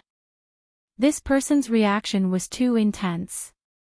Did he have to kneel down? "Cuckoo, you might not know, but among the people who died in Shuzhou's Wangjiang, I was the only one, and my sister-in-law's family was washed away by the water. I didn't have the ability to fight against the Tubo people, but you did. You avenged them, so you are my family's benefactor. I thank you. If you didn't lead the troops to kill them, when would I be able to avenge my brother's family? You killed them well. You asked a good question. I've decided. In the future, the Zhang family and the Wang family will sit in my carriage. I don't want a single cent. I'll kowtow to you." As the coachman spoke, he really used his head to kowtow to the ground. The surrounding commoners, as well as Wang Wan and the others, understood. So that was the case. Wang Wan was also filled with emotions. She got off the horse and helped the coachman up. She said solemnly, "They harmed me, so I slaughtered their entire village. I haven't killed enough. When there's a chance in the future, I will continue to kill. This time, I'm tired from killing, so I came back to rest. When the imperial court really mobilizes troops against the Tubo people, I will lead the troops out." When the cavalrymen heard Wang Wan's words, they also shouted, "Kill, kill." The moment the cavalrymen shouted, they immediately gave off a different feeling. This was a person who had truly returned from the battlefield. There was a faint smell of blood on their bodies. That kind of gaze made people not dare to look straight at them. Old Man Pai and the other two were also among the troops. They finally brought the people back. More than 15,000 soldiers had successfully crossed over the snowy mountain. Although more than 100 of them had fainted, they were still carried back. Along the way, there were charcoal fires to keep them warm and no one froze to death. At the beginning, the three old men hugged and kissed the two little fellows who had made great contributions. Speaking of which, it was strange. The two little fellows who had frightened the Tubo people to such an extent seemed to have changed into another person when they returned to the Great Tang. They were completely unlike the other soldiers who had yet to recover from the battle. They did not know how the two little fellows did it, but the more they acted like this, the cuter they looked. When they thought about it carefully, they felt a chill from inside out. This showed that when the two little fellows killed the Tubo people until their corpses were piled up like mountains and rivers of blood flowed like rivers, they did not treat the Tubo people as people at all. After all, those were human lives that were taken one after another. Just thinking about how tragic it was when they killed the Tubo people made them feel terrified. Could the little fellows be so cold-blooded? However, after Cuckoo said this, the three old men relaxed. Cuckoo was right. One should treat the enemy as cold as ice and treat one's own people as warm as fire. After she said this, she and Xiao Bao also did the same. Along the way, she even cooked a few meals for Old Man Pai and the other two. She also sensibly told the three old men about the things that happened at the front line like a family member. This made Old Man Pai and the other two old men unable to associate the two little fellows with the people who fought in Tubo some time ago. They were clearly their own grandson and granddaughter. Look at how good they were. When they smiled, they had two dimples. At this time, Zhang Zhong also hurried over. He had long wanted to personally welcome them, but there were still many things that he needed to do here. He could only endure it and persuade his family to stay. If they were to get sick while rushing over, that would not be good. Under the blessing gazes of the people, Zhang Zhong came in front of Zhang Xiaobao and Wang Wan. He hugged the two children and kissed them left and right. However, he could not say a single word. Tears welled up in his eyes and he tried his best to not let them fall. "Father, did you kill the Tubo people? How much money did you cheat? It must be a lot. Now we can eat and drink to our heart's content." Zhang Xiaobao also enjoyed his father's care and said to his father, "What do you mean by how much money did you cheat? We did honest business and earned a lot. Cuckoo brought people over there to burn a lot of food. I reckon that most of it is still behind. Next time, you are not allowed to run away for many days without giving me any news. Xiao Bei and the others are talking about you two every day. They even broke boats and stuck maple leaves on them. If you two don't come back, they will get sick. They won't be able to play every day and won't eat much." When Zhang Zhong heard his son's words, a smile appeared on his face. He said a few words to his son and daughter-in-law. Only then did he stand up and walk forward while holding one in each hand. The cavalry behind her also dismounted, leading their horses and following behind. At the very back were the 10,000 elite soldiers. They had only fought a single battle, and had defeated a portion of the Tubo troops. While they were feeling happy, they were even more convinced of the female general, Wan Wan. They were also very respectful towards the light cavalry, and following behind, they did not even dare to think about their status as elite soldiers. The cavalry had killed countless people. Even if it was not enough at the beginning, after this battle, they were no longer ordinary soldiers. The blood on their bodies and the injuries they suffered said everything. The troops slowly walked forward.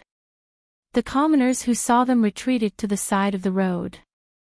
No one made a sound. They just looked at the heroes in their hearts. At this moment, Zhong Gang pushed little Chong out and shouted to Zhang Zhong, "Lord Zhang, we are merchants who received your invitation and came here.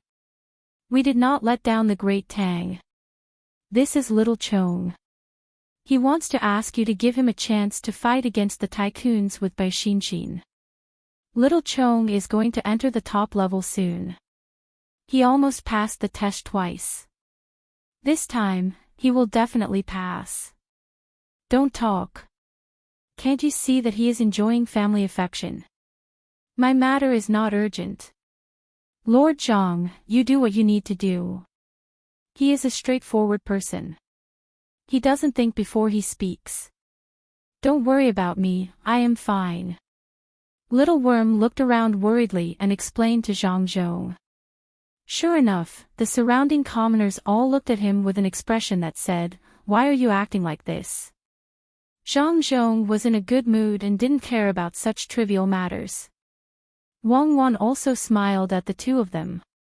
Zhang Xiaobao looked at the two of them with interest and said to them, "Don't worry. Sister Axaner might not have time. She is also busy. How about this? When you reach Yingzhou, I will play with you. How about it? As long as you can last 6 hours against me, I will allow you to enter the top-level game. You can't. You are just a child.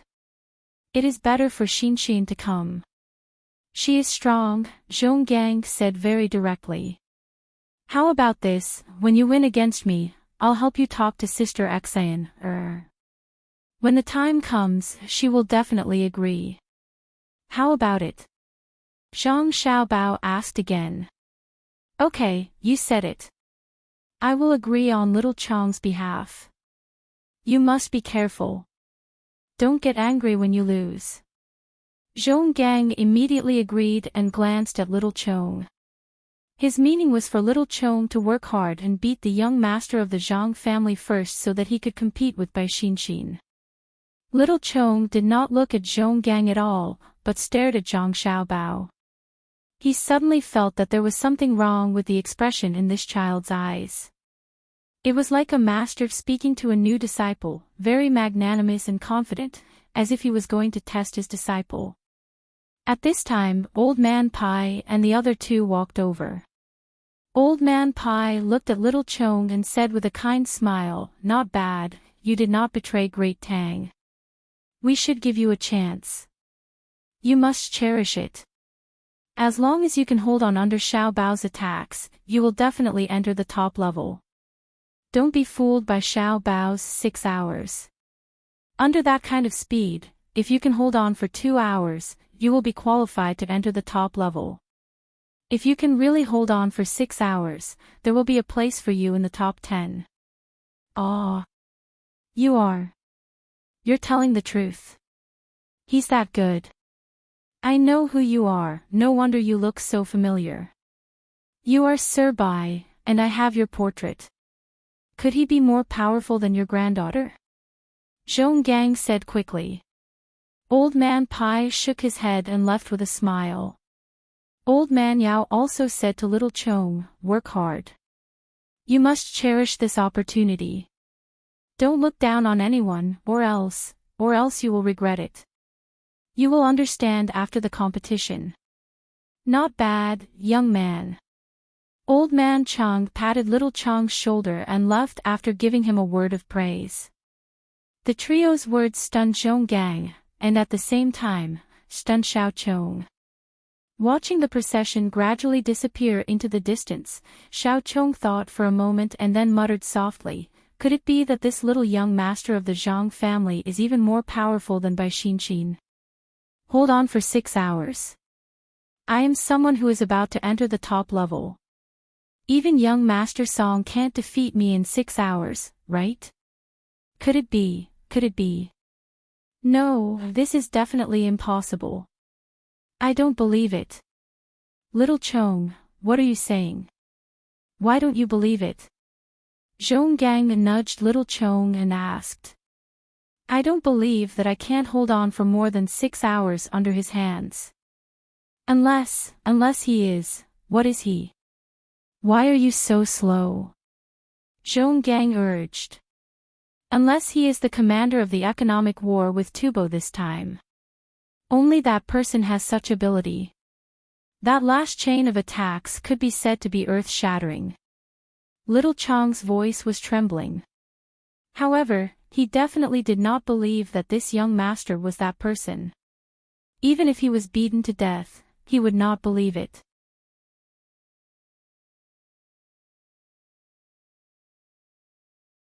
Chapter 650. The mountains were continuous, and the water was gurgling. When they met after returning, there was no need to mention how much they missed each other. The trees were curved, and the wind blew continuously. When people stood in front of them, the clouds were on the horizon. Xiao Bao and Cuckoo were pulled along by Zhang Zhong as they walked back unhurriedly. Behind them were the light cavalrymen who were leading the horses, as well as the remaining 9,000 elite soldiers who were defeated in just one battle. The originally busy commoners weren't in a hurry to do their own things. They also followed at the back of the group, hoping that they could do something to help. They all knew that they didn't have to worry about Tubo invading the border. At least within 3 years, Tubo wouldn't be able to recover. This time, they were crippled. It wasn't that they lost a lot of soldiers, but that their morale was destroyed. After traveling for 2 hours, they arrived at the mountain entrance to Wing Province Prefecture. What entered Zhang Xiaobao and Wang Wan's eyes was a paved road. The middle of the road was paved with stones, and the 2 sides were complemented by cement. The cement road was for pedestrians to walk on, and the middle was for horses to run on. There happened to be a group of merchants in front of them. There were also many commoners helping to transport the goods. Just now, there were already people who took the small path to deliver the news in advance. Each and every one of them stood in place, not daring to block the way, so as not to delay the hero's return home. If the dozens of big merchants here were to join forces, they could once again shake up Jiannan Province's stable economic environment like the Tubo people. However, none of them appeared to be complacent. Even their voices were very soft. This time, it wasn't because of Zhang family and Wang family's financial resources. It was all because of Cuckoo, the great general who had fought in Tubo for thousands of miles without a single defeat. For the sake of the commoners, she had slaughtered countless Tubo soldiers. It would be a lie to say that they weren't afraid. If by any chance someone blocked her path, the little child's temper flared up. Who would care about who you were? Perhaps she would flip over and get on the horse, letting you personally experience the power of the cavalry's charge. However, when Zhang Zhong held his son and daughter-in-law in each hand and walked over, many of the merchants rubbed their eyes. Could the little girl who was skipping and jumping as she walked be the demoness who killed Tubo, who had 4 times the military strength of the Tubo people, and didn't dare to move lightly?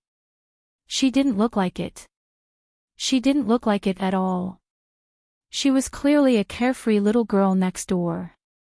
If it wasn't for the tattered flag fluttering behind her back, who would have thought that this girl would still have a smile on her face when she killed?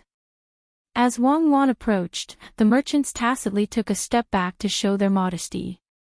When Cuckoo nodded and smiled, the merchants also responded with what they thought was the most sincere smile. They were worried that if their expressions were wrong, they would be killed on the spot by the light cavalry behind them. There was no need to doubt whether they dared to do so. The soldiers who had returned covered in blood and had yet to fully adapt to the situation only had the dignity of a general in their hearts.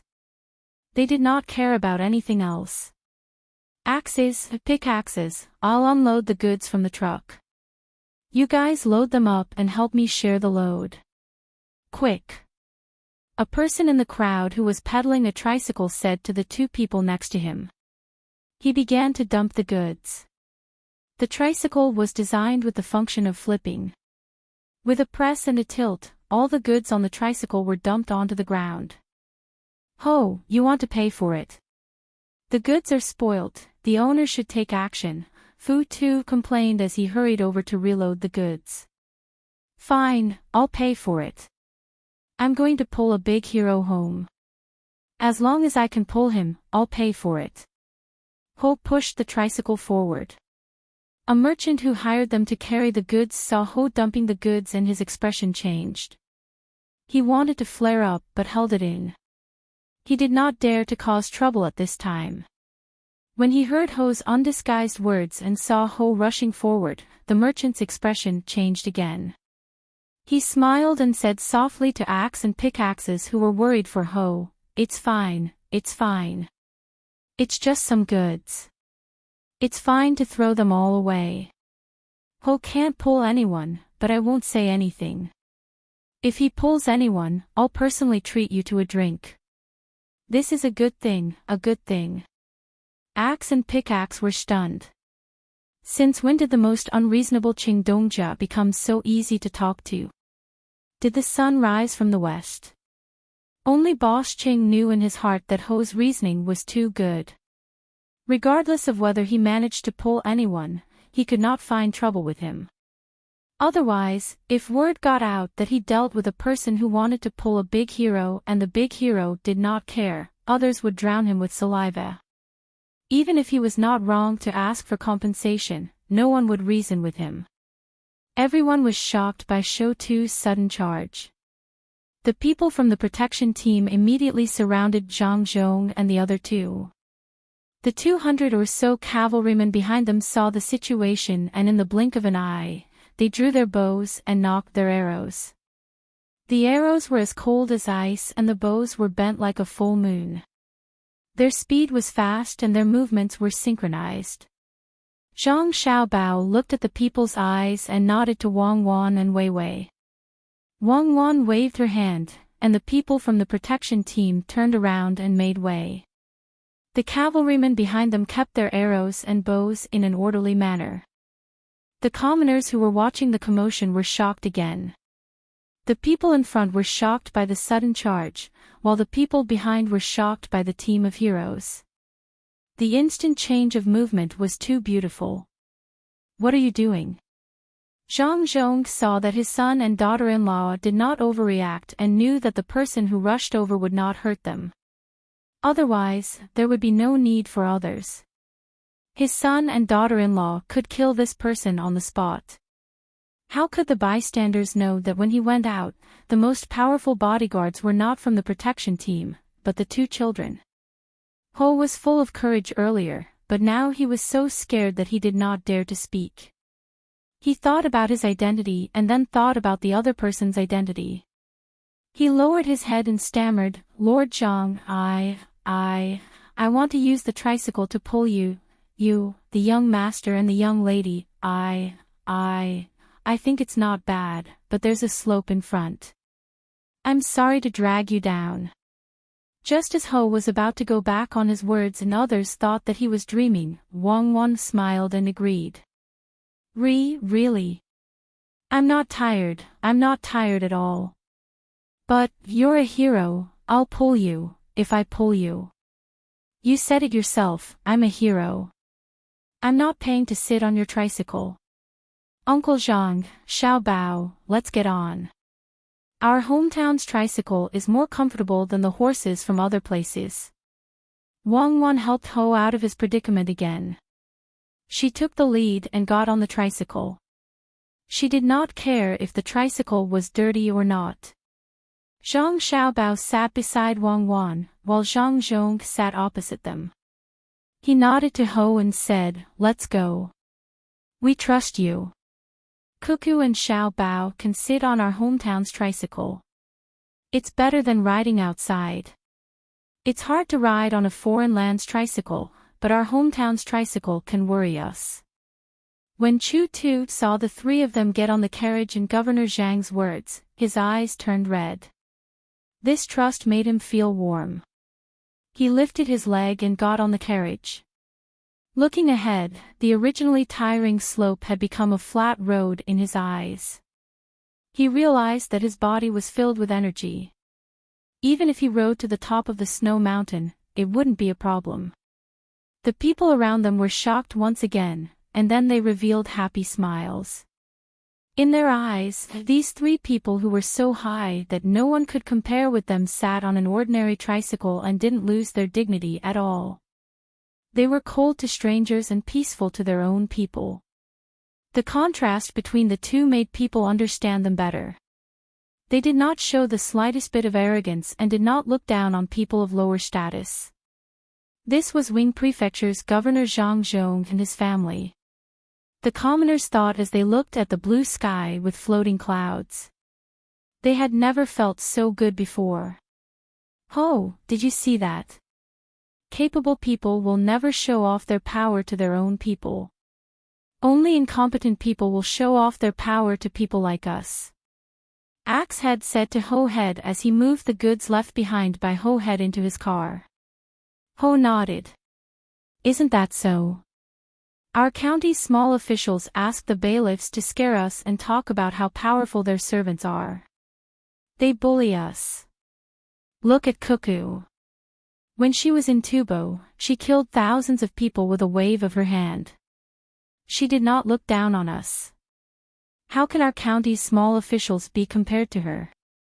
Cheng Dongjia's jaw dropped as he watched Ho Tu drag the three away. He blinked twice and smiled like a flower. He said to Ho Tu and Axe too, "Take your time, there's no rush. If you can't pull anymore, just throw the goods away. Don't tire yourself out. Remember to find Ho Tu when we get there. Let's have a meal together." Ho and Axe looked at Cheng Dongjia in a new light. They felt that Cheng Dongjia seemed to have changed into a different person. Ho thought of a prostitute and shook his head. "Cheng Dongjia, it's fine as long as you pay me. I won't look for a woman. Otherwise, if my wife finds out, she'll twist my ear off." "Ha ha ha, you're so timid. You're afraid of your wife. Let's not talk about the pay today. How much is it? If you're really afraid of your wife, just order a few more dishes and put them in a lunchbox to bring back." Cheng Dongjia patted Shou's shoulder and said with a smile. Axe was puzzled. He looked at Cheng Dongjia and asked carefully, "Cheng Dongjia, what are you? What am I? I used to think too highly of myself. Now that I've compared myself to Lord Zhang, Xiao Bao, and Cuckoo, I know how ridiculous I was. If you want people to respect you, it's useless to keep a straight face. People aren't fools.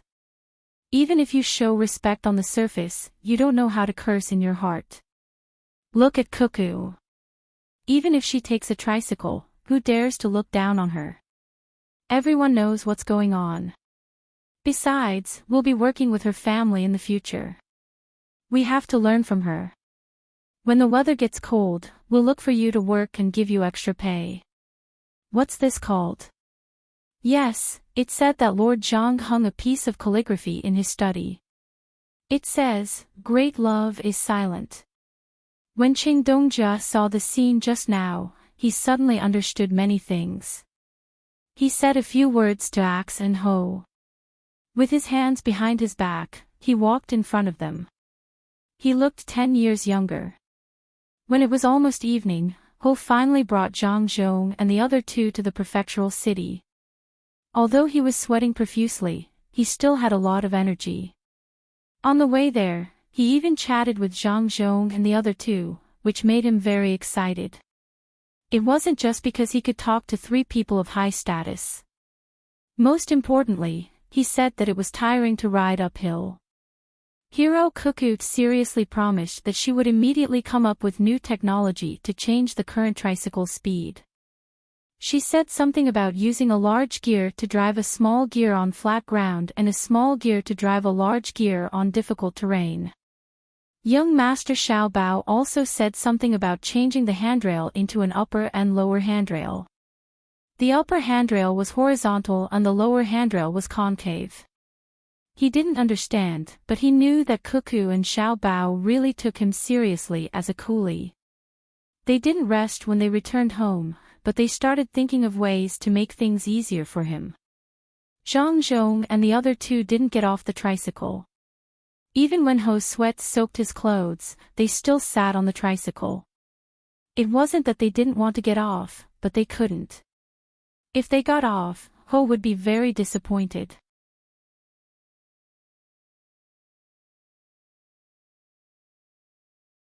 Chapter 651.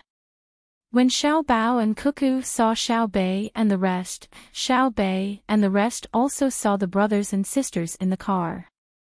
They held hands and rushed forward, tumbling as they ran. Xiao Bao and Cuckoo finally couldn't sit still. They jumped down from the car, ran to the front, and squatted down to kiss each and every one of them. Xiao Bei's eyes were red as he threw himself into Xiao Bao's arms. He panted and said, "Brother, I was afraid that you and sister wouldn't come back." "Isn't that so?" "I didn't want to come back, but when I thought about how Xiao Bei was still waiting at home, how could I not come back? In the end, I taught them a lesson and came back. I also brought a lot of good things for Xiao Bei, including food and toys." Zhang Xiaobao rubbed Xiao Bei's face that was red from the wind and said with an exaggerated expression. Really? Xiao Bei immediately put on a smiling face. There were still tears in his eyes as he asked curiously. Really? I even caught a few big fish from the desert lake. I dried them and brought them back. Xiao Bei, how do you want to eat them? Zhang Xiaobao said with certainty. Back then, he and Wang Wan were indeed thinking of bringing something back for the little ones. If the Tubo people knew about this, who knew how they would feel? The two of them actually considered bringing something back for their younger siblings when they were fighting. They were really looking down on others. Wang Wan's younger brother, Xiao Yuan, who was waiting for his brother to carry him, anxiously stood on the other side of Zhang Xiaobao and said, It's my turn, it's my turn. Make way, it's my turn. No, I'm just making some space. My brother asked me to eat fish. Make fish slices. Xiao Bei originally didn't want to make way, but after thinking about it, he moved to the side and left half a space for Xiao Yuan. Zhang Xiaobao hugged Xiao Yuan again and nodded in agreement. Then make fish slices. Make big fish slices. Big fish. Yes, big fish slices. Let Xiao Yuan eat the fish bones. Xiao Bei was happy and said while shaking his head. I'll let you have it. The bones are delicious too. Xiao Yuan argued. Why are you still squeezing me? Xiao Bei snuggled into Zhang Xiaobao's arms. Zhang Xiaobao and Wang Wan were extremely busy. They hugged one, and kissed another. They had to tell every child that they had brought something good. Their words did not count. The members of the protection team even brought over all the food and toys that they had found in the desert. There were big dried fish, lake pearls, beautiful shells, grasshoppers woven with needlegrass, dried desert sistanch, and even 4 living animals, wild camels. He didn't know how Xiao Bao and Cuckoo had kept the 4 camels for their younger brothers and sisters. There were 2 males and 2 females, so they could ride the camels and play with them. They also brought back a lot of loot from the camels they killed. Zhang Xiaobao also didn't lack the cured ham. He used wild boar intestines to make smoked sausages.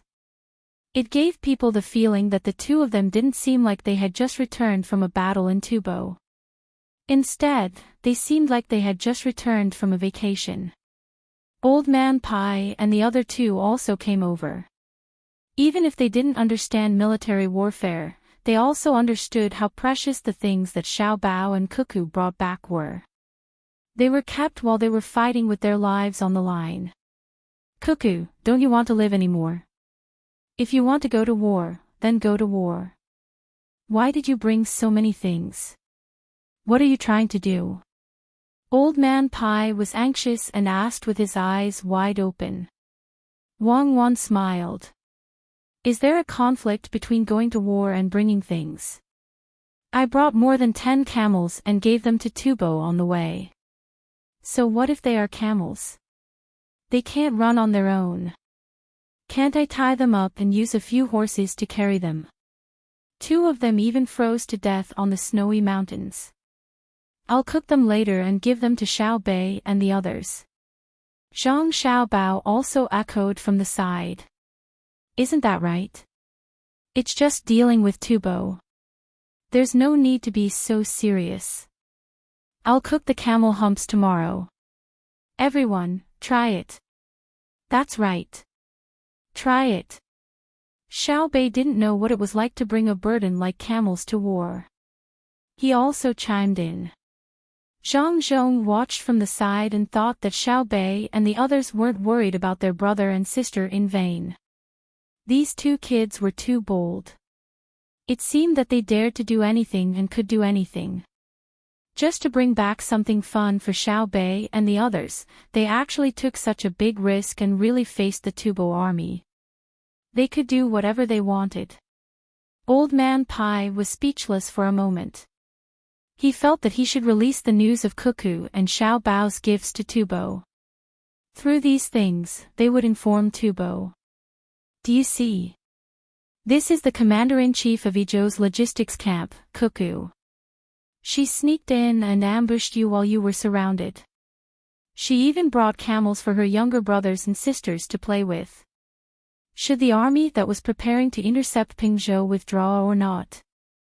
Be careful that if Cuckoo was happy, she would bring her younger brothers and sisters to lead 100,000 elite soldiers and kill their way back. Chu Tu, who was pulling the carriage, also saw the scene of Xiao Bao and Cuckoo reuniting with their family. He wiped the sweat that continuously flowed out from his tired body as he rushed over and laughed foolishly. While Wang Wan was enjoying her family, she turned her head and saw Chu Tu. She hugged Xiao Bei and asked, "Xiao Bei, this uncle brought brother, sister, and father back. He's very tired. What should we do?" Xiao Bei was still holding a pearl in his hand. When he heard his sister's words, he raised his head and looked at Chu Tu. He left his sister's embrace and walked forward. He raised the pearl with both hands and said to Chu Tu, "Thank you, uncle. Xiao Bei will give you this pearl." Chu Tu didn't expect such a young child to be so sensible. He wanted to take the pearl, but he knew how precious it was. He wanted to refuse, but he couldn't face Xiao Bei's expectant gaze. He sweated even faster and said nervously, "I don't want money. I'm willing to pull. In the future, as long as Little Master and Little Miss want to sit in my carriage, I'll pull. Take it. This isn't money. It's Xiao Bei's gratitude and blessing. In the future, if you encounter a problem that you can't solve, take this pearl out." Old Man Chang was more direct. He lifted Xiao Bei up and let Chu Tu take the pearl. When Ho Tu obediently took the pearl, he still didn't fully understand the value of the pearl. Xiao Bei was the youngest princess of the two families. How could the blessing she gave be treated lightly? The meaning behind it was too great. Not to mention ordinary people, even if they disturbed the emperor under impossible circumstances and offered him the pearl, Li Longji would still have to give face to the Zhang and Wang families after knowing the meaning behind the pearl. Zhang family and Wang family had contributed a lot to the Tang Empire. In the future, when Xiao Bao and Cuckoo grew up, they would make good use of the pearl. Of course, even if Chu Tu offended someone in the future, the other party wouldn't care who gave him the pearl. Chu Tu could use the pearl to make a deal with Zhang family and Wang family. As long as he didn't rebel, even if he committed a crime of beheading, they could protect him. However, they had to look at the situation before deciding whether to protect him. Wang Wan didn't believe that an honest person like Chu Tu would take the initiative to offend others. In order to build a better reputation for the two families, she asked Xiao Bei to send the pearl. The soldiers who followed Zhang Xiaobao and Wang Wan back were arranged to rest outside the city. Zhang Zhong was very happy. His son and daughter-in-law were back. The two of them were a little tanned, but they would recover after some rest. His heart was finally at ease.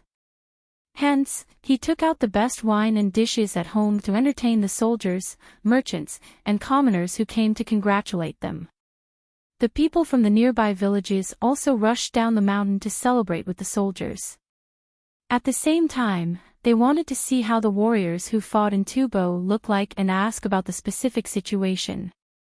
Zhang Xiaobao and Wang Wan chatted with their families for a while before finding a place to sleep. They were tired. Not only did they have to follow the troops to battle, but they also had to be responsible for formulating battle plans. They had to be firm. Xiao Bei and the rest of the children didn't know how to have their own house, and they didn't join in the fun. They gathered outside their brother and sister's house and got someone to wake them up to sleep. They were afraid that when they woke up, their brother and sister were gone.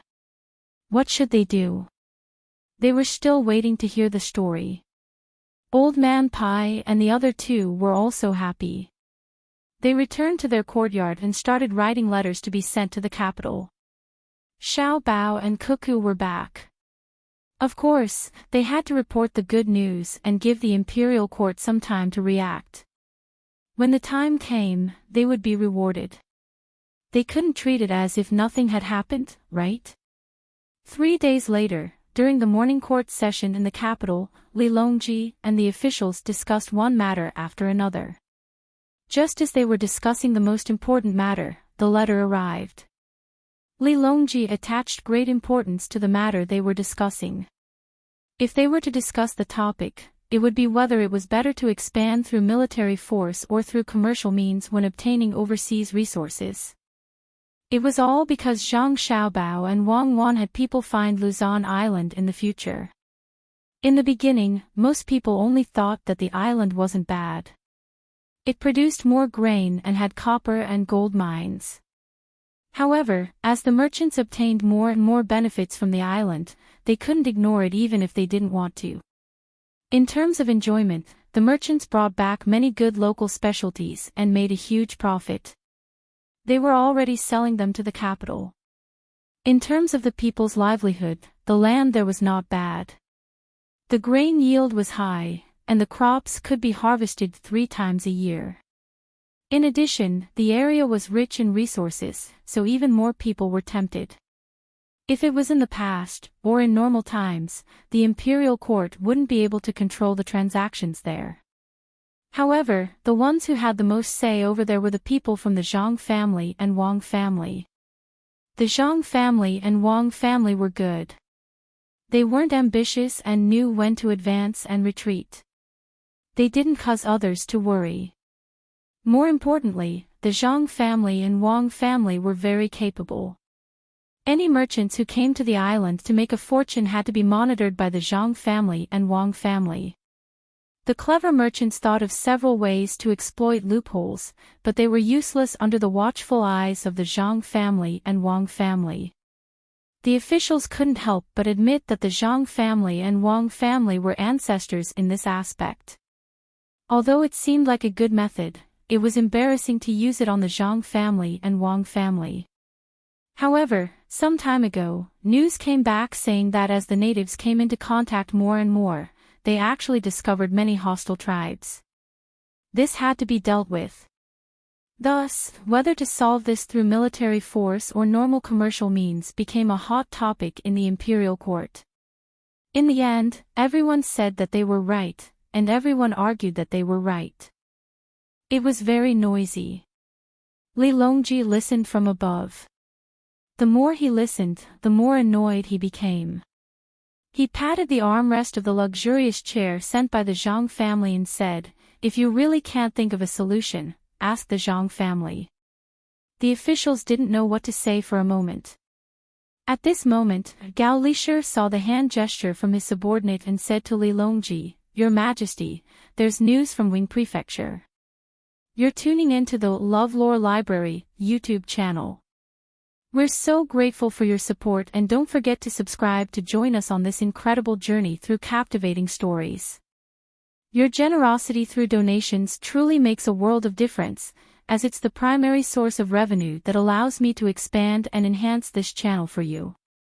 Thank you from the bottom of my heart for being a part of this adventure.